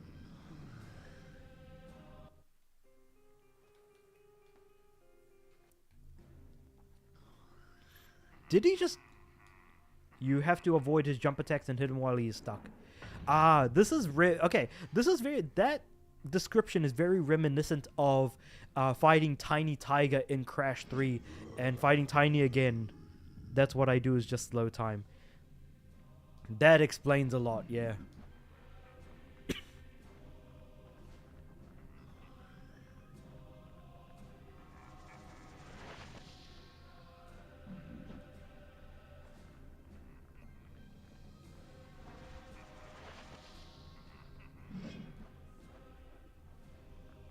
Well, I think slowing time to avoid the attacks isn't going to do much. It's more just avoiding the jump attacks. Which is pretty easy to do without, like, necessarily needing to...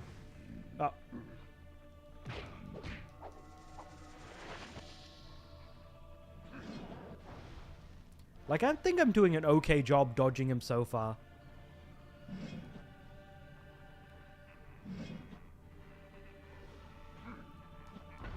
Jump. Double jump. Double jump. See, I'm going like around the pillar using the camera to my advantage, I guess.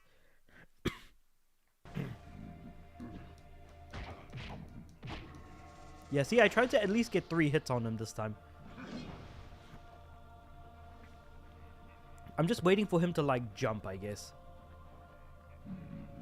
Oh yeah, and I forgot, there doesn't need to be a lock-on because the camera follows, like, the boss when you're fighting him anyway, so it doesn't make that big of a difference.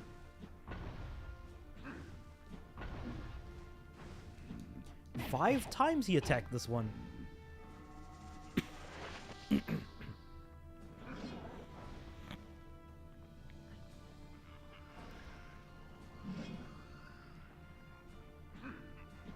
One, 2, 3, 4, 5. Now he should get stuck. 1, 2, 3. Not hard for the second half. Yeah, no, that's fair enough. I think if second half isn't that bad, then that should be good. 1, 2, 3, 4, 5. Now he's stuck. Run up to him and 1, 2, 3.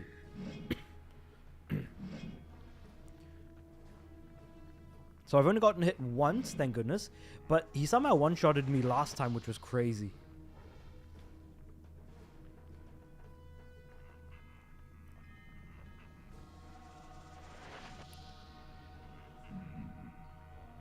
Come on, jump. 1, 2, 3. Oh, I got hit. 4, 5. 1, 2, 3. Okay, running away, running away, running away. 1, 2, 3, 4, 5. 1, 2, 3.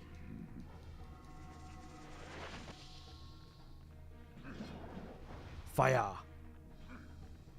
1, 2, 3, 4, and one more. 5.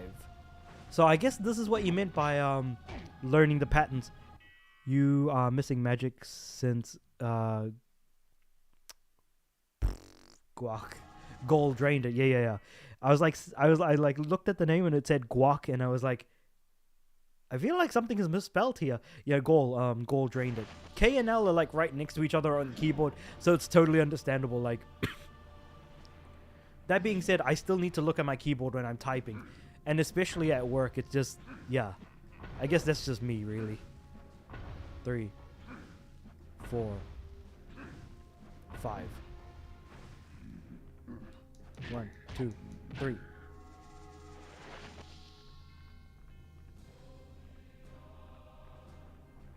I'm just not paying too much attention to the chat at the moment, because I'm just trying to pay attention to the boss.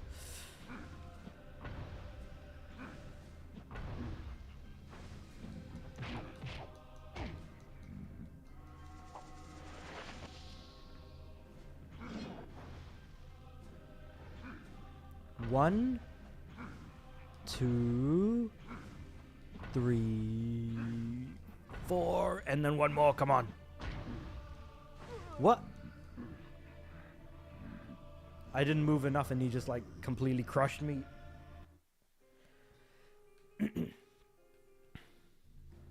I feel like no matter how much health I would have had, that would have insta-killed me, I think.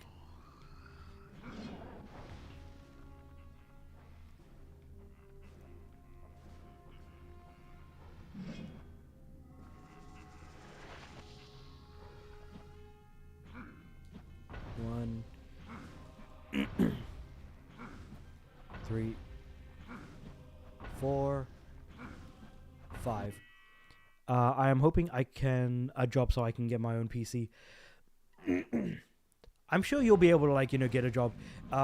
Unfortunately, though, what really sucks is that, like, it's hard to get a job at the moment because of the job market. At least, especially in my country, for sure, it's way too hard to get a job. And there are lots of people coming here from other countries to try and get a job, but it's just not really working out. Who was the person who had a rash on their skin you mentioned? Who had a rash on their skin? What were we talking about again? Because I might need to remind myself on that one.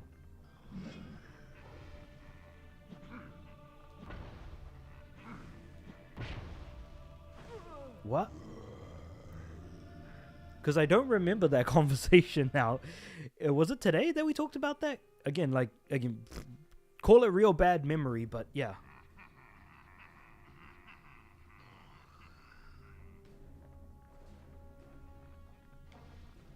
Let's see, I talked about a friend of mine who I'm going to watch Toy Story 5 with. Probably not that person.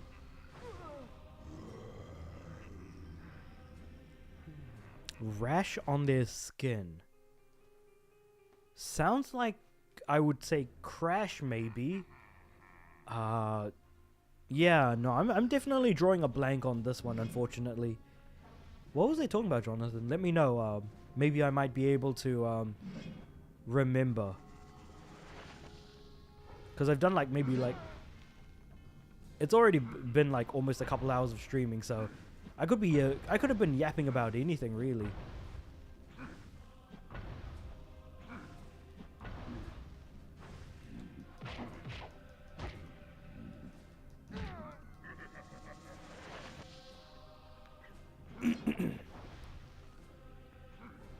Rash on their skin.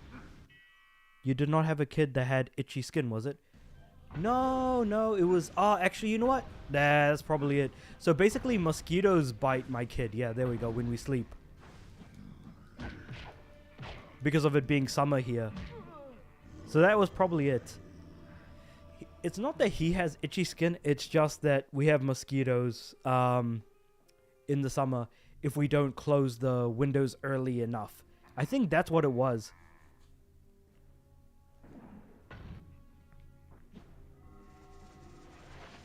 If I were to take a guess.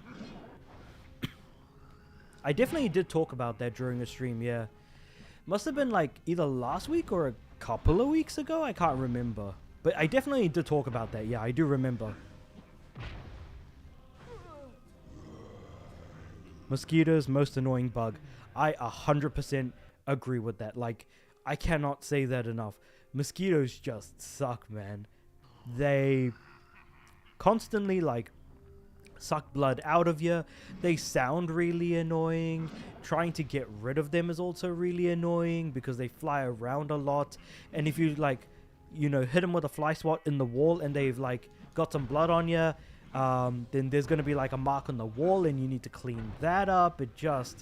It's like a never-ending cycle with these damn bugs.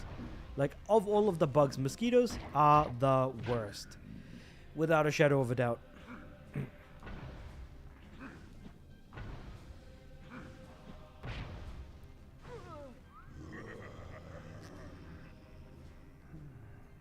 It's insane they made a PS2 game where you play as a mosquito.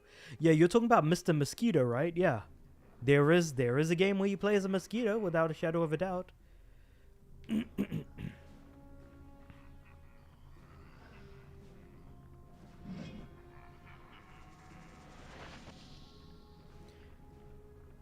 One thing that I'm annoyed by now is that Gol has a move where, like, if you just even get hit by his sword during that time, like, when he pumps down, like, it's just insta-death.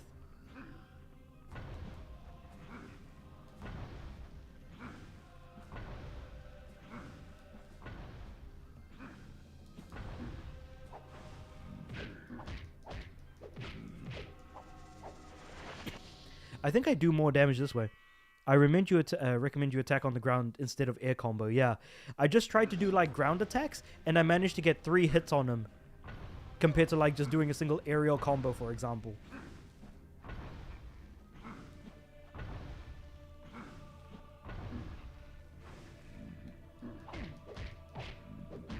Yeah, like I got 4 hits on him right now and he's nearly lost a bar of health basically. So yeah, ground attacks are definitely the way to go. I think I've just been using aerial combos because it's become a bit of a habit since like Gol is like one of the big monkey dudes. So the big monkey dudes to me are like, I should probably just, you know, attack him to avoid getting hit. But that kind of doesn't apply here since, you know, this is technically a boss fight. And so it just works differently by all accounts.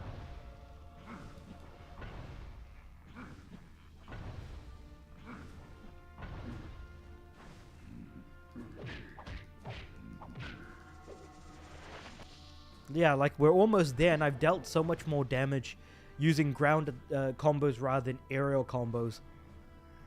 So I can already see like a big difference in like how everything is going. So that was definitely like a good call, Jonathan. For sure, like I would say good piece of advice.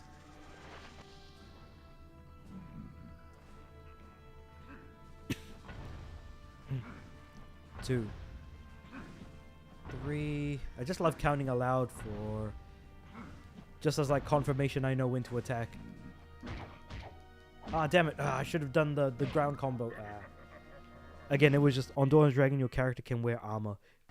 Wait, seriously? But does it make the game, like, does the armor matter in a gameplay perspective, or is it just cosmetic? I guess that's probably the question that I would ask.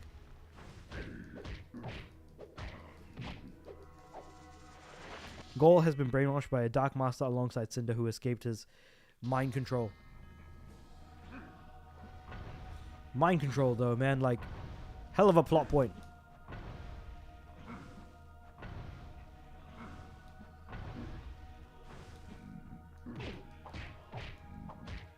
Got him. Unfortunately, Gaul is still brainwashed by the Dark Master, aka Malefor. Yes, Malefor.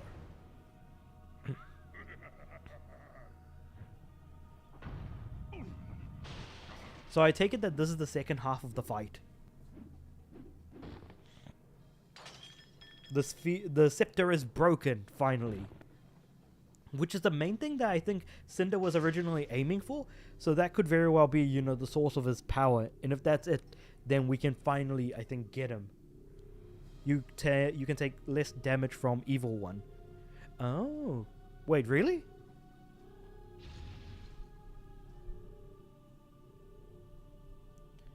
Malefor might not even be his real name since he used to be good in the past.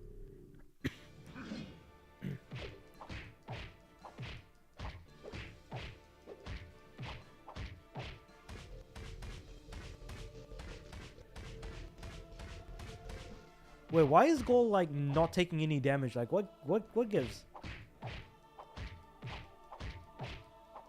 Oh, he's taking very little damage.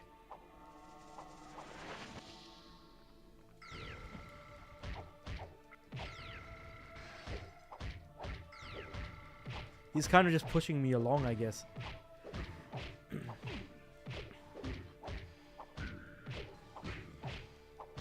But that's true. Like, again, the Dark Master we know was good in the past. He's just not that at the moment.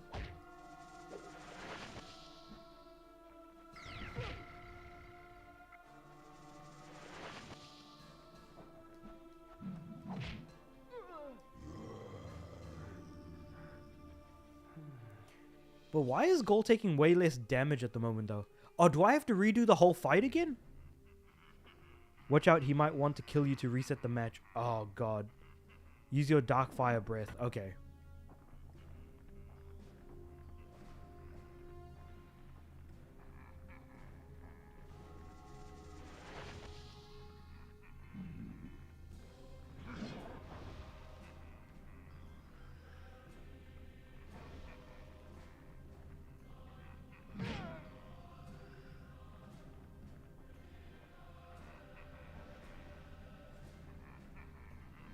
Alright, so focus on using the Dark Fire Breath when I get it. Gotcha.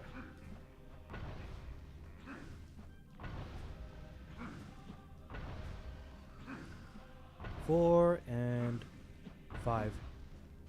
Yeah, that's what I was thinking. It was like, yeah, exactly like Tiny Tiger, just... But the thing is, the thing with Tiny Tiger, though, is that if you get hit by him, at least you don't instantly die. With Gaul, if he touches you with, like, the swords, you instantly die. Which is probably the thing that makes it annoying. There's no reason for it to be like that. Like, he can just be like, oh, he deals some damage similar to, like, the shockwaves. And just kind of leave it at that, basically.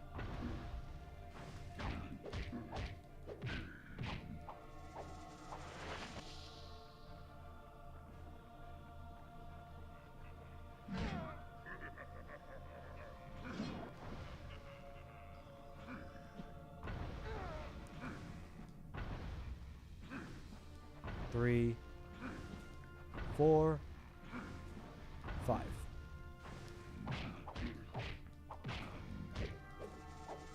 Yeah, there's a big difference between like dealing damage and insta-death. When you have that like option open potentially. But as long as I'm in the air, it doesn't seem like he can hit me. Which is why I do that double jump the moment he's about to land. Or when he, I guess, goes up into the air, I should say.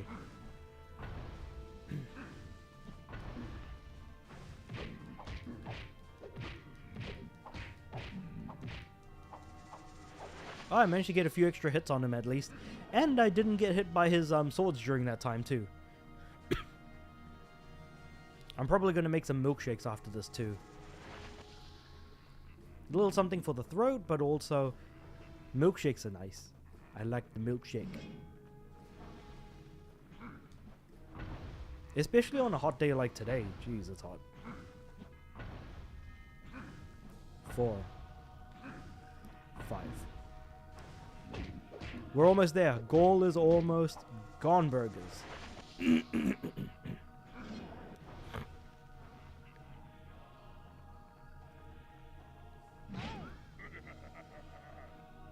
Almost. Not quite. I'm just waiting for him to jump. When he says jump, I ask how high.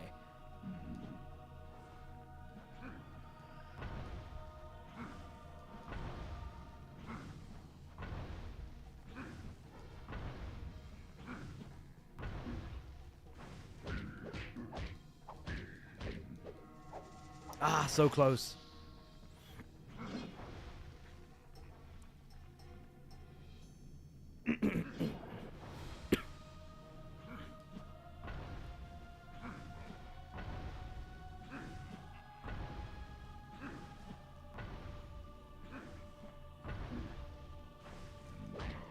Got him. Alright. Time to skip some cutscenes.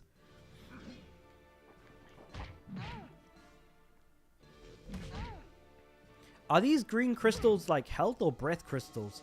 Oh, they're breath crystals, right. Wait, hold on.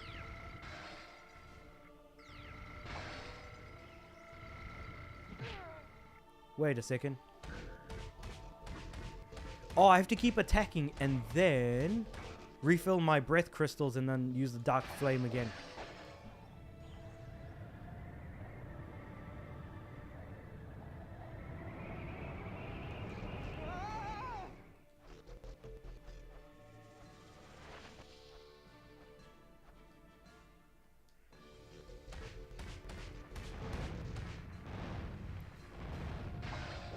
What the heck is that move?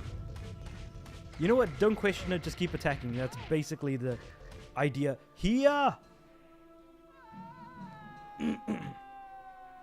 You can use triangle to attack using anti-form Sora. Really? Okay. So again, complaints about, you know, constantly falling off, etc., etc. That kind of sucks.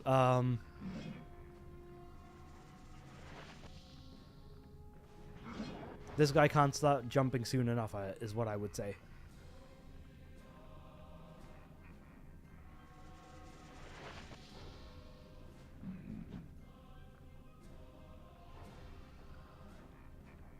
Oh yeah, because like it's a new like element of power, using triangle should do something. That's actually a good point. I kind of just been firing from a distance.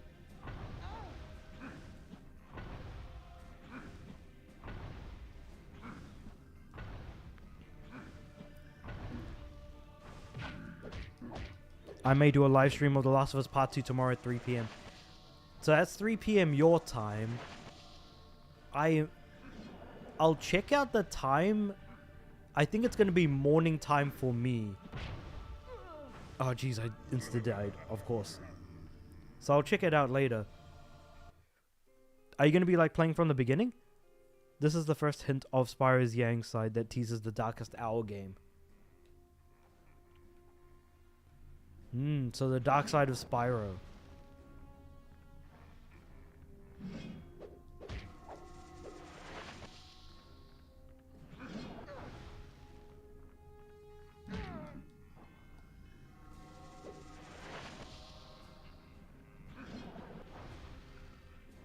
Yep, okay, cool.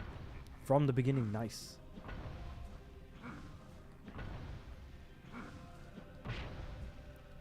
How did he...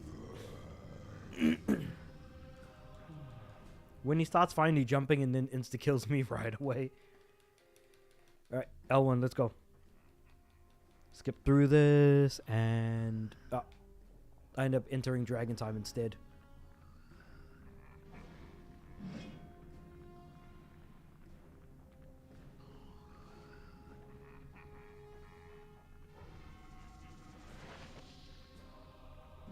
Are you just going to be going for 100% in Last of Us Part 2, or are you going to just be playing through the game normally? Oh, Jesus. Should have really been paying attention. I think his dark side manifested in the dark style similar to Dark Ichigo from Bleach. Possibly.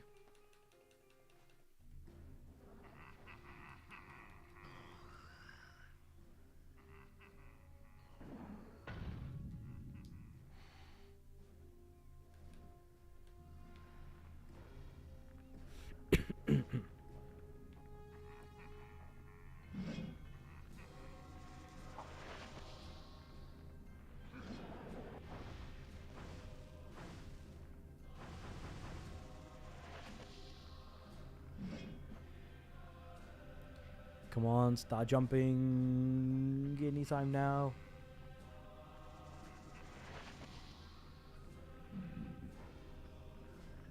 $100 complete. Oh, okay. So going for all the collectibles and stuff as well. Nice. Because what separates game completion and like 100% completion is grabbing those collectibles especially. Because the thing is, I never went for the collectibles when I played through the game the first time with Last of Us Part 2. But I never went back and tried to get all the collectibles again. So, yeah, maybe some other time I was like thinking of doing that. Oh, damn, I should have attacked her on the ground. Yeah, that's my bad. Have you played, actually, Spyro, have you played Last of Us Part 2 before? Or is this like a first time run? Because I feel like if you're going for 100%, you must have at least played it once. Also, god damn it, insta-death attacks. So annoying.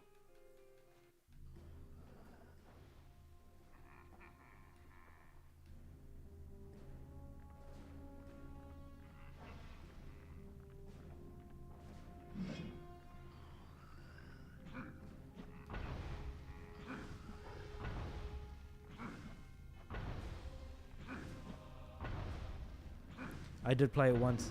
Nice, yeah, that's kind of what I thought is like, if you're going for like collectibles in the first playthrough, you're gonna spoil, you know, things for yourself. You're gonna spoil the story for yourself. Because one of the biggest questions I asked myself was, when is the game going to end? Because the game is way longer than it has any reason to be, is what I would say. It should have been shorter.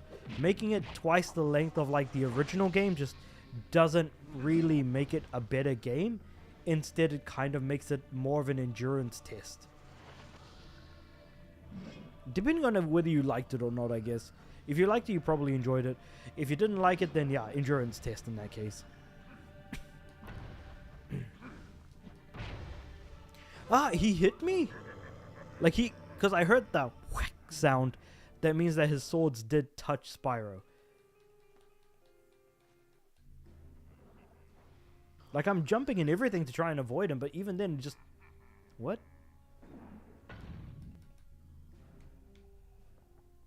Oh.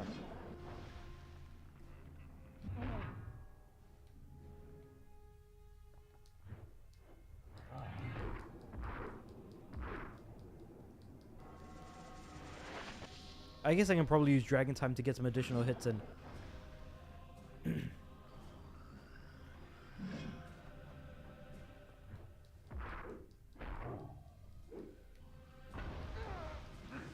Oh no! 3, 4, 5.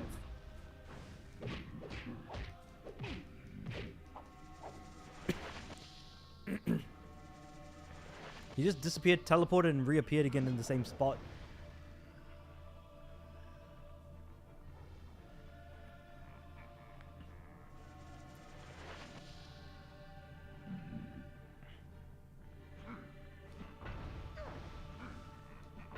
Two, 3, 4, 5. Nice.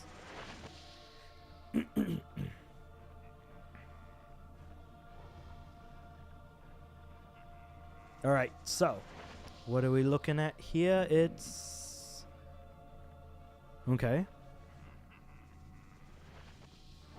Teleporting again. Doesn't look like he's preparing to jump. At least not yet. Oh,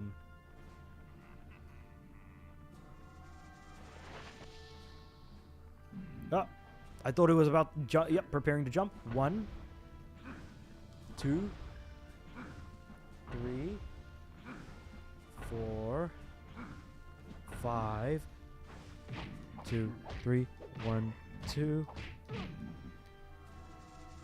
Oh, he managed to punt me a little bit there.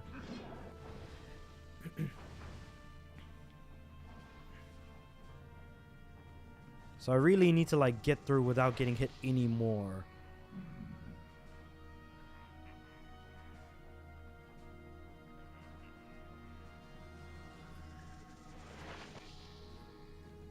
Oh, what? Man, that depth perception really did not help.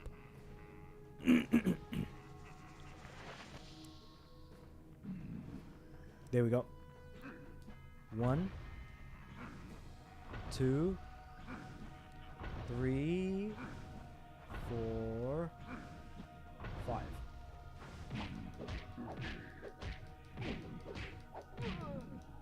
Oh, I was hoping that he wasn't going to get me, but he did. He did. Normally he teleports. That's what I was hoping for.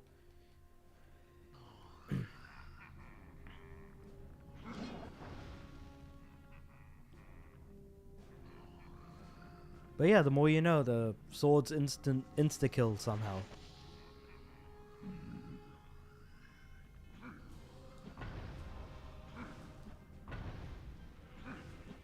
Three, 4, and 5. Got it. Oh, I managed to get 2 full combos on him. Ah, shot the fire thing at me. Okay.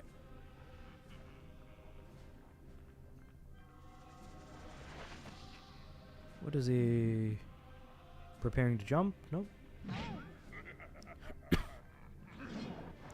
Man, his swords have huge range as well.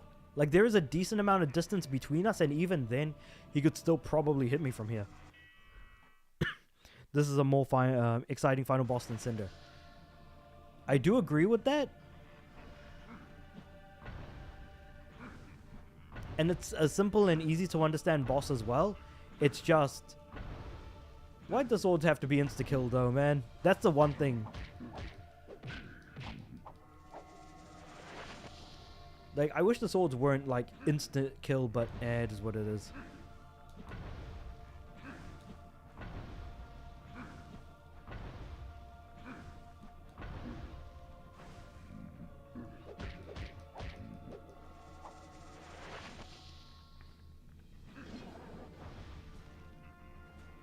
Okay, so I'll wait for him to try and jump. But the Dark Spyro thing was really cool, though. I think one thing I can say with absolute certainty is that with the Cinder fight, you should dash out of the sword's way. But I'll only dash in the direction that I'm facing. Because, oh yeah, dashing in like the direction that you're facing is one of the weirdest things in this game.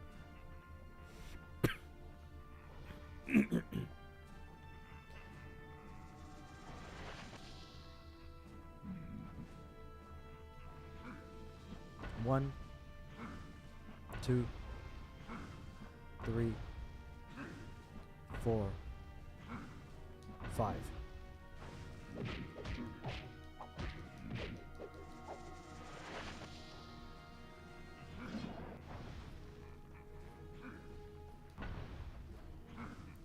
Two, 3, 4, 5.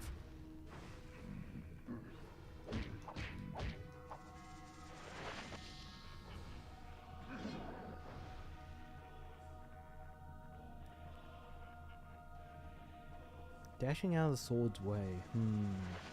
I was just like thinking about that for a moment. 2, 3,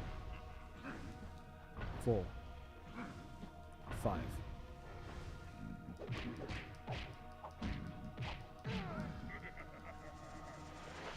He did get me, but he's closer to dying than I am. 2, 3, 4, 5. Also, double jumping is more dangerous. Single jumping is actually better, from what I've seen. Now that I've tried single jumping, it works way better. Get out of the way, get out of the way, get out of the way, get out of the way. Oh, now he's doing the tornado.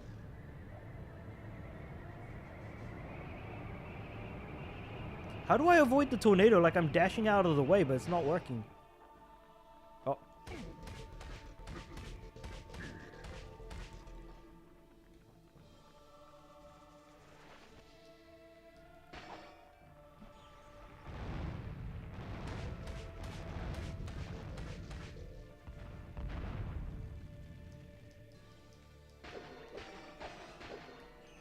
Also, I hate that the thing is around the edges as well.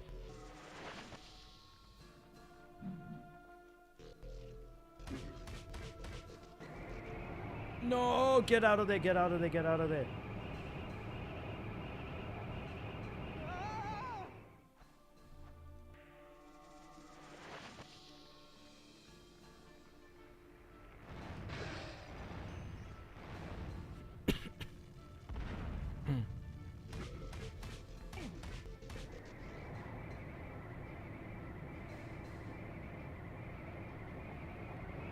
No, dash, dash, dash.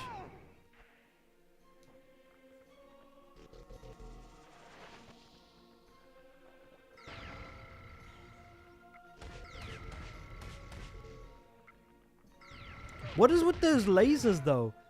No, ah! There is... Oh, the lasers are knocking me out. That is so annoying.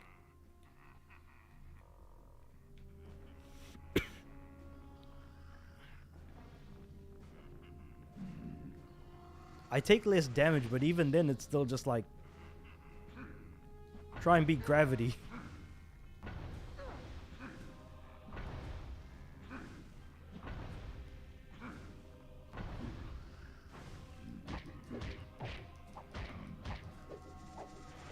Never get hit by laser. Easier said than done, because I don't know where he's aiming with that damn laser.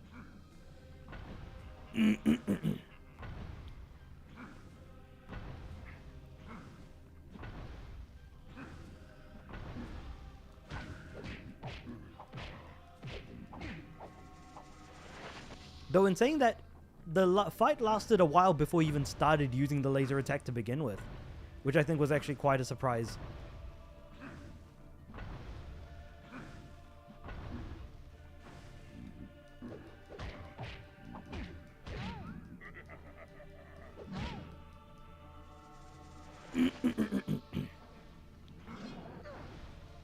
Wait, why was I running away instead of running to the left or right?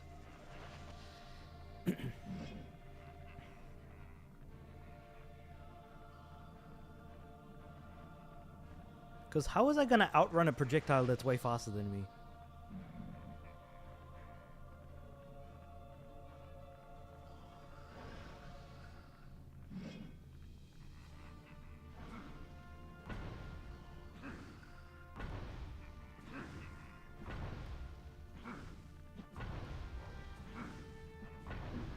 Got him. 1, 2, 3. 1, 2, 3. Got him.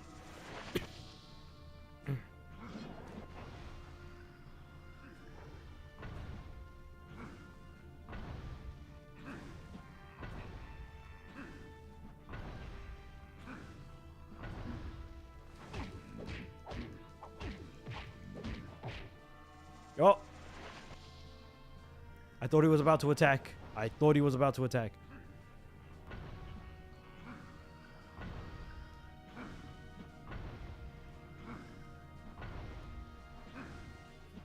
Oh, close one.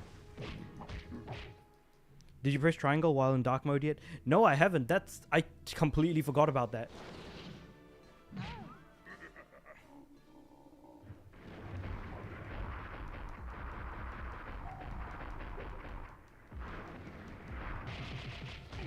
What the heck is that?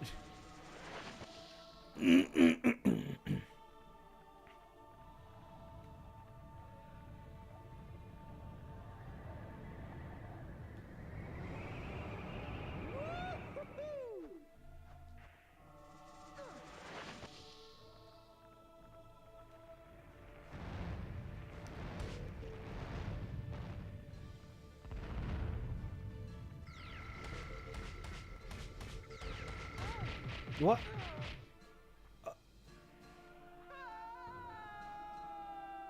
It's like anti-form attack in Kingdom Hearts 2. Interesting.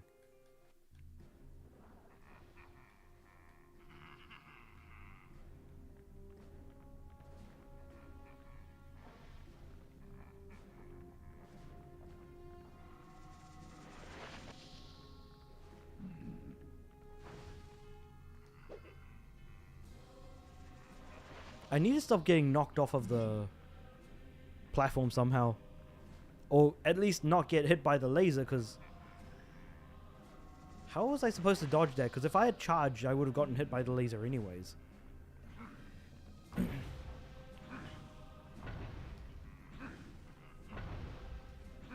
Once he missed green laser, he will do 3 more times aiming at you. Oh, okay.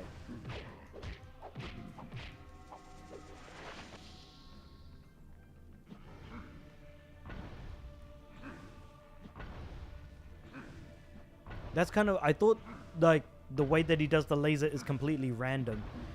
But if he's specifically aiming at you, then that's all the more reason to keep moving rather than stop an attack. Which is what I've been doing basically this whole time. So once one laser misses, basically he'll fire 3 more aiming at me. Gotcha.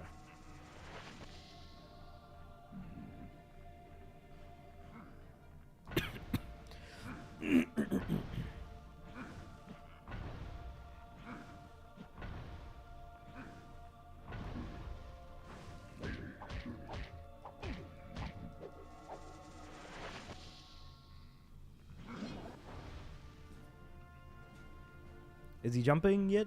So at least if nothing else, I've gotten better at this part of the fight, if nothing else.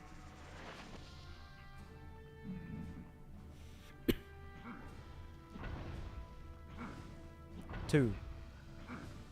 3. 4. 5.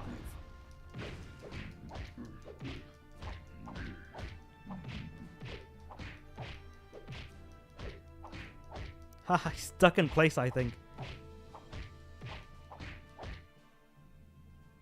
Did you guys see that? He was just stuck in place. That's crazy. I love that. That was very funny.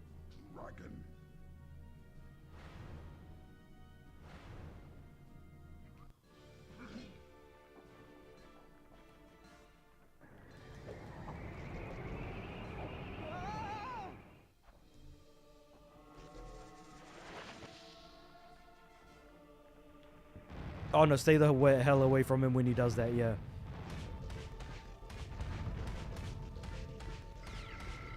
Oh.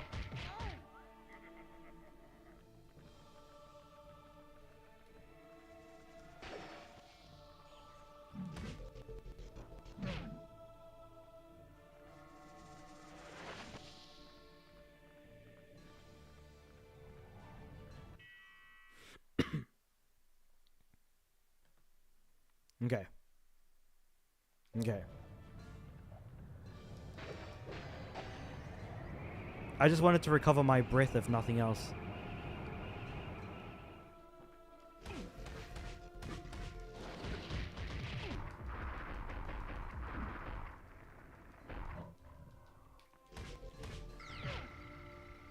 Gosh, shoot. I got hit by the laser anyways.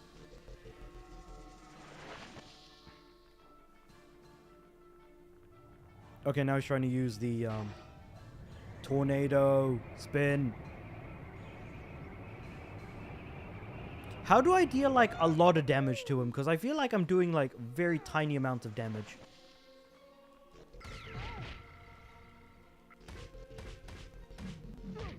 Like, how am I supposed to deal damage to him? You not hold square? Not repeat pressing. Ah, okay, I need to hold square. Gotcha.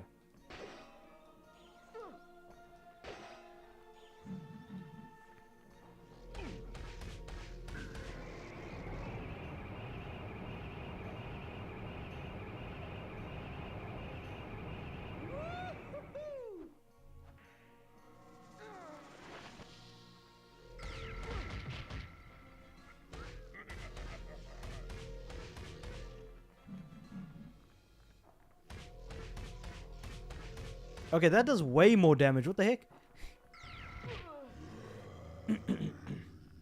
So hold square, don't just press it. Got it. That... Because sometimes pressing square is enough. I guess each breath is used very, very differently in that sense.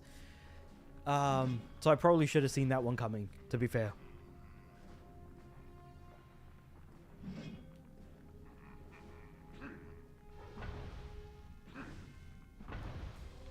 If nothing else, this shows I'm definitely not the smartest guy around.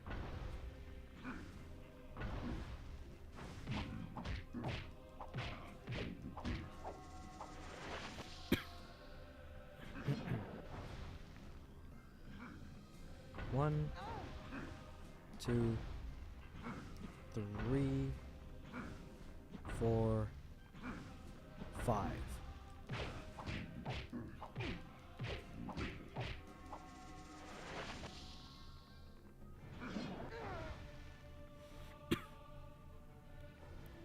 He's coming, he's coming, he's coming, he's coming.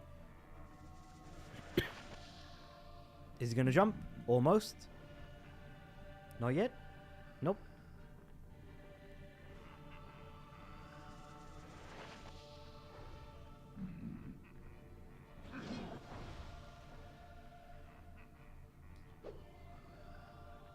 Still waiting, still waiting, still wait. Yeah, okay.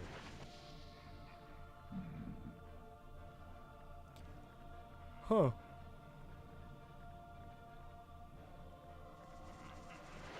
He really isn't wanting to jump, it seems like.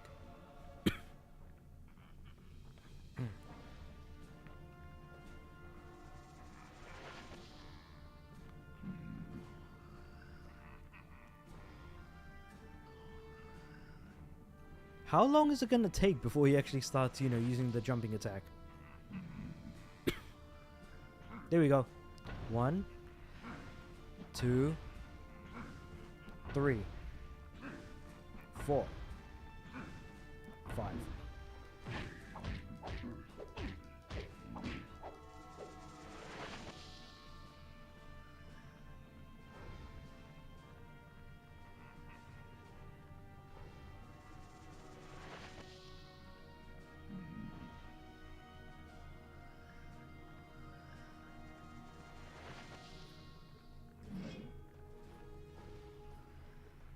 Attacking with the swords, okay. Giving it a sec. I'm sure he's gonna jump at some point. I'm just waiting. Oh, here we go. 1, 2, 3, 4, 5.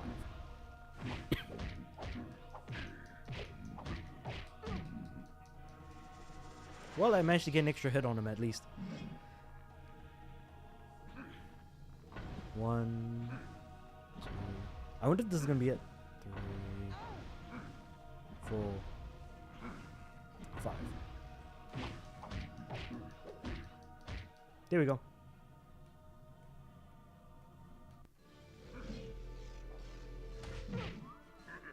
Damn it.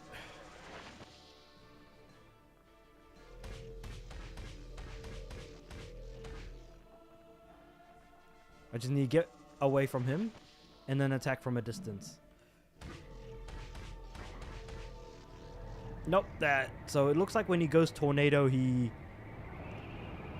doesn't take damage, I guess?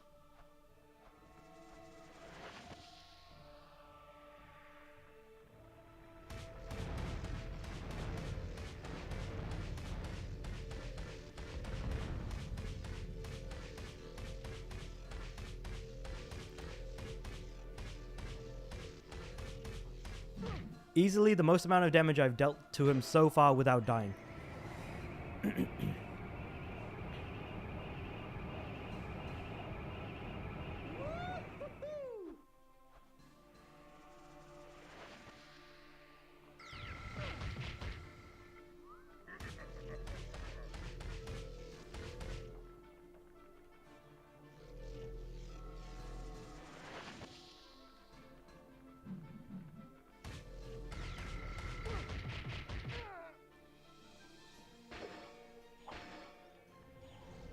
Oh jeez, here comes the storm.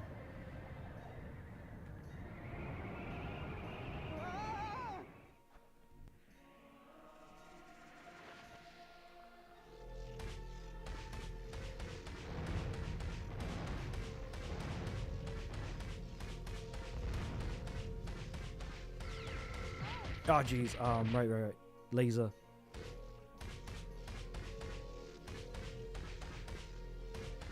Okay, I'm gonna run away now to avoid getting hit by. He's still teleporting. Ah, jeez. How did I? Ah, he's gonna use the laser 3 more times. What?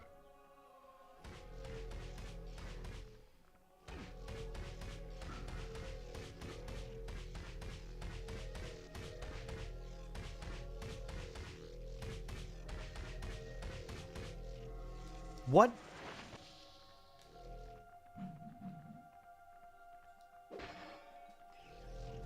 No, he's using the tornado now?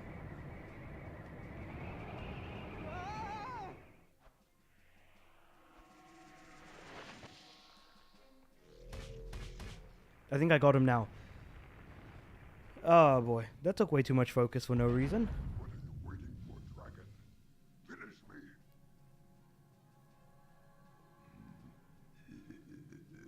Coward.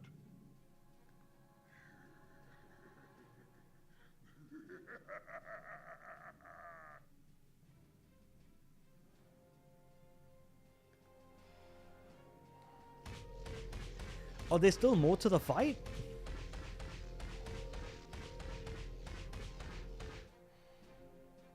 Oh, I guess I'm supposed to use Fury here. L2 Fury for, like, Cinder, yeah.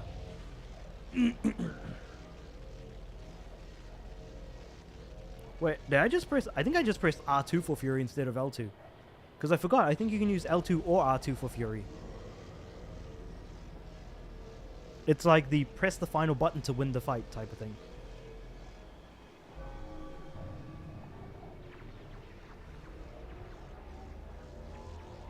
So this is the same Fury power that he used at the end of the fight against Cinder. So then this is like sort of a dark power? Then is it possible that this power is how the Dark Master came to be? If he was like another purple dragon? And if it seems like Spyro is following the same path he is in some way. Spyro? You okay, buddy?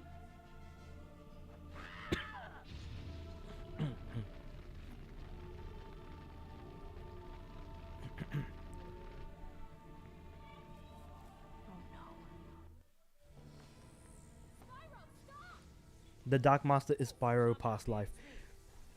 Okay. Interesting.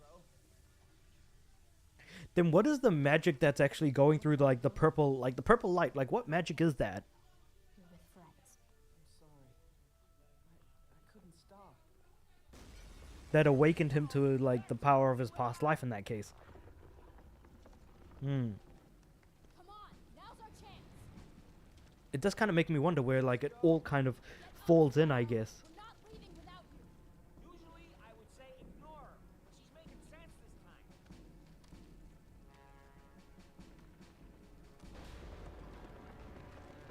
Oh no, we're trapped. That is the yang side of Spyro and the Dark Master converging. Sort of, I guess, becoming one. Because again, you can't just be pure yin or pure yang. Rather, it's like kind of a balance and a mix of the two. Close to me. Now. But then is it possible that like both Spyro and the Dark Master kind of combining together to like become one dragon? Does that work? I don't know.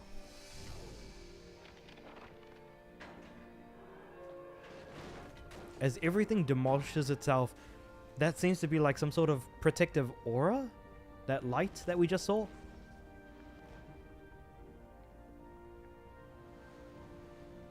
But then what's up with all of the explosions, I guess? Yes. Interestingly enough. Why was there an autosave here of all places? Because I'm pretty sure we can't go back to old locations after this. This is why during New Beginnings show Spyro as a good person, since he did not awaken his yang to his yin. Interesting. Is there anything after the Actually, do I have any? I've got a little bit of XP. Anyway, are there more cutscenes after the credits or anything like that? I'm just curious because sometimes they can be, depending on the game, of course. Yep, post-credit scene. Okay, cool. What I'll probably do is, like, since I can't skip the credits, what I'm going to do is I'm just going to, like, mute the game audio, because there have been times where I've, like, played through a game, and then at the end, what happens is I end up getting a copyright strike. I'll always talk about how Bayonetta, for some reason, ended up doing that to me. Actually, how long ago was it since I streamed that game? Where did I leave my phone? I need to check that out. That's actually an interesting thing to bring up. Let me have a quick look-see here. Got a bunch of messages because of... it's been a while since I've looked at my phone for at least a couple of hours or so. A few hours, I guess.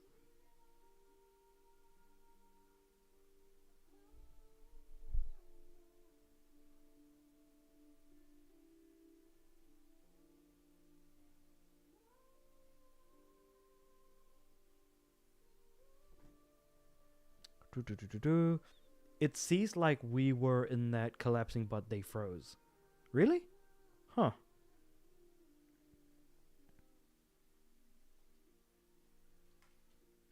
Oh, I just found out that Nier Automata is getting a PS5 is getting a sequel on PS5. What? When was this? Jesus. Really? They put the music in the second Legend of Spyro game to compete with Kingdom Hearts theme song credits. We all know nothing can beat the Kingdom Hearts credit theme anyways. Oh no, it's just rumors, never mind. I thought there was like a sequel to Nier Automata coming, but I guess not. It was just rumors. Anyway, going back to let's see, if I go into the YouTube Studio app and then I go to my live streams.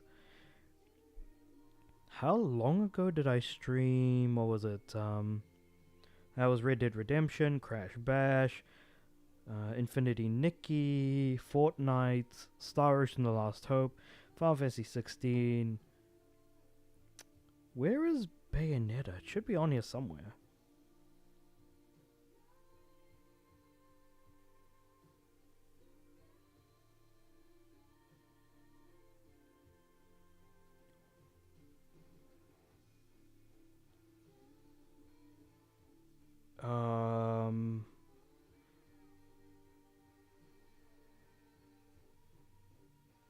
Wow, I can't find it.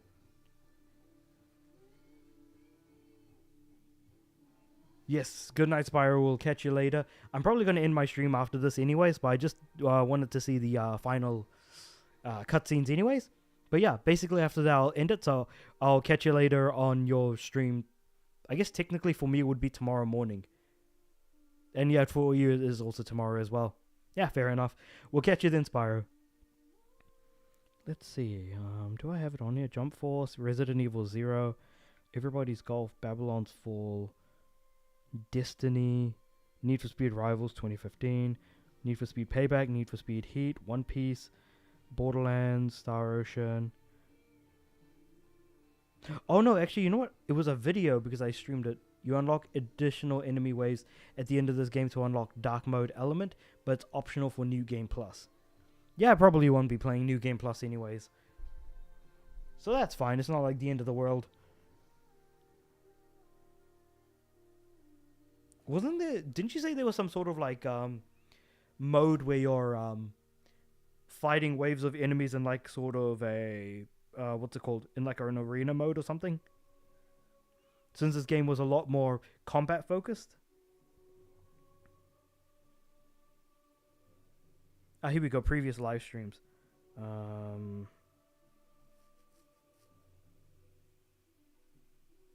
Here we go. Bayonetta Climax Difficulty Run. That was 2021. I streamed that like 5 years ago. Well, 4.5 years ago, technically. Because it was September. And we're almost at March. So I guess it kind of works out that way.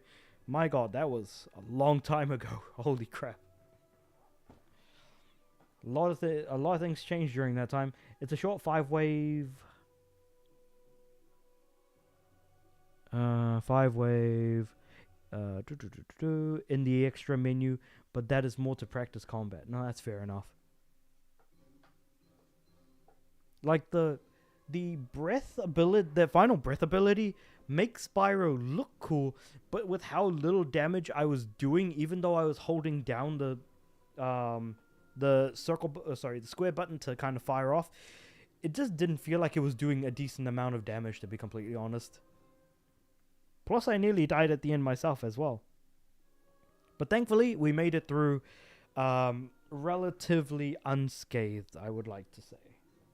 Also, where did I put my mouse? Ah, it's on the bed. Oh, not the bed, the couch.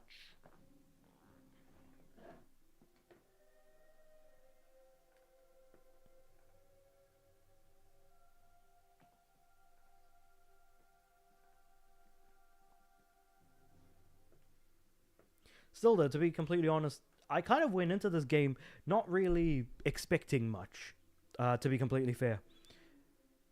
And with that being said, you know, it is what it is, I guess.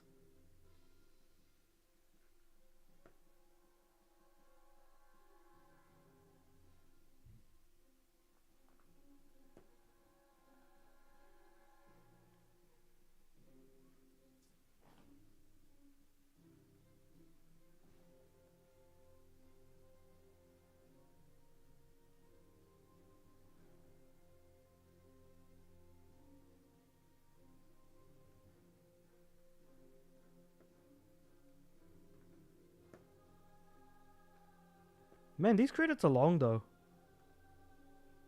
The ending of this game hooks you to play the third. And that's what I'm hoping for. The third Legend of Spyro has hidden powerful enemies you can defeat to get 100% to unlock enemies gallery. Interesting. Okay. Ooh, they even have a little thank you. Thank you for playing Legend of Spyro The Eternal Night. 2007. Man, just think about that for a moment. 2006, 2007, and then 2008 we got Legend of Spyro, what's it called? Dawn of the Dragon. So, end of the thing, we're getting more cutscenes here. So we've got Sparks panicking, that's nothing new. We've got Cinder looking away, eyes closed. And what about Spyro? What is he doing? He looks like he's focusing. Young dragon, all our hope now lies with you. When you wake up, it will be a different world. But know this. You are not Chrome Studios also made the GBA version of A New Beginning. You have allies. Interesting, okay. So, the tease is basically that Spyro, Sparks, and Cinder are all asleep, and basically the world is going to be completely different. Does that mean that the dragon elders that we saved in Legend of Spyro 1 are basically going to die by the time we get to Dawn of the Dragon? That's what I'm thinking. But I thought that was actually pretty interesting, if nothing else. So yeah, I guess what I'll do is I'll end it there, and we'll touch on, or rather move to, Legend of Spyro Dawn of the Dragon next week. It's always exciting to finish one game and then move on to the next one the following week. So very, very excited to do that. So let's leave it at that, and I'll see you guys next time. Not really, they were supposed to have 4 to 7 games with more deaths. Well, deaths, I guess, yeah. Fair enough. It was supposed to be that way. Unfortunately, it didn't really work out that well. But anyway, catch you next week.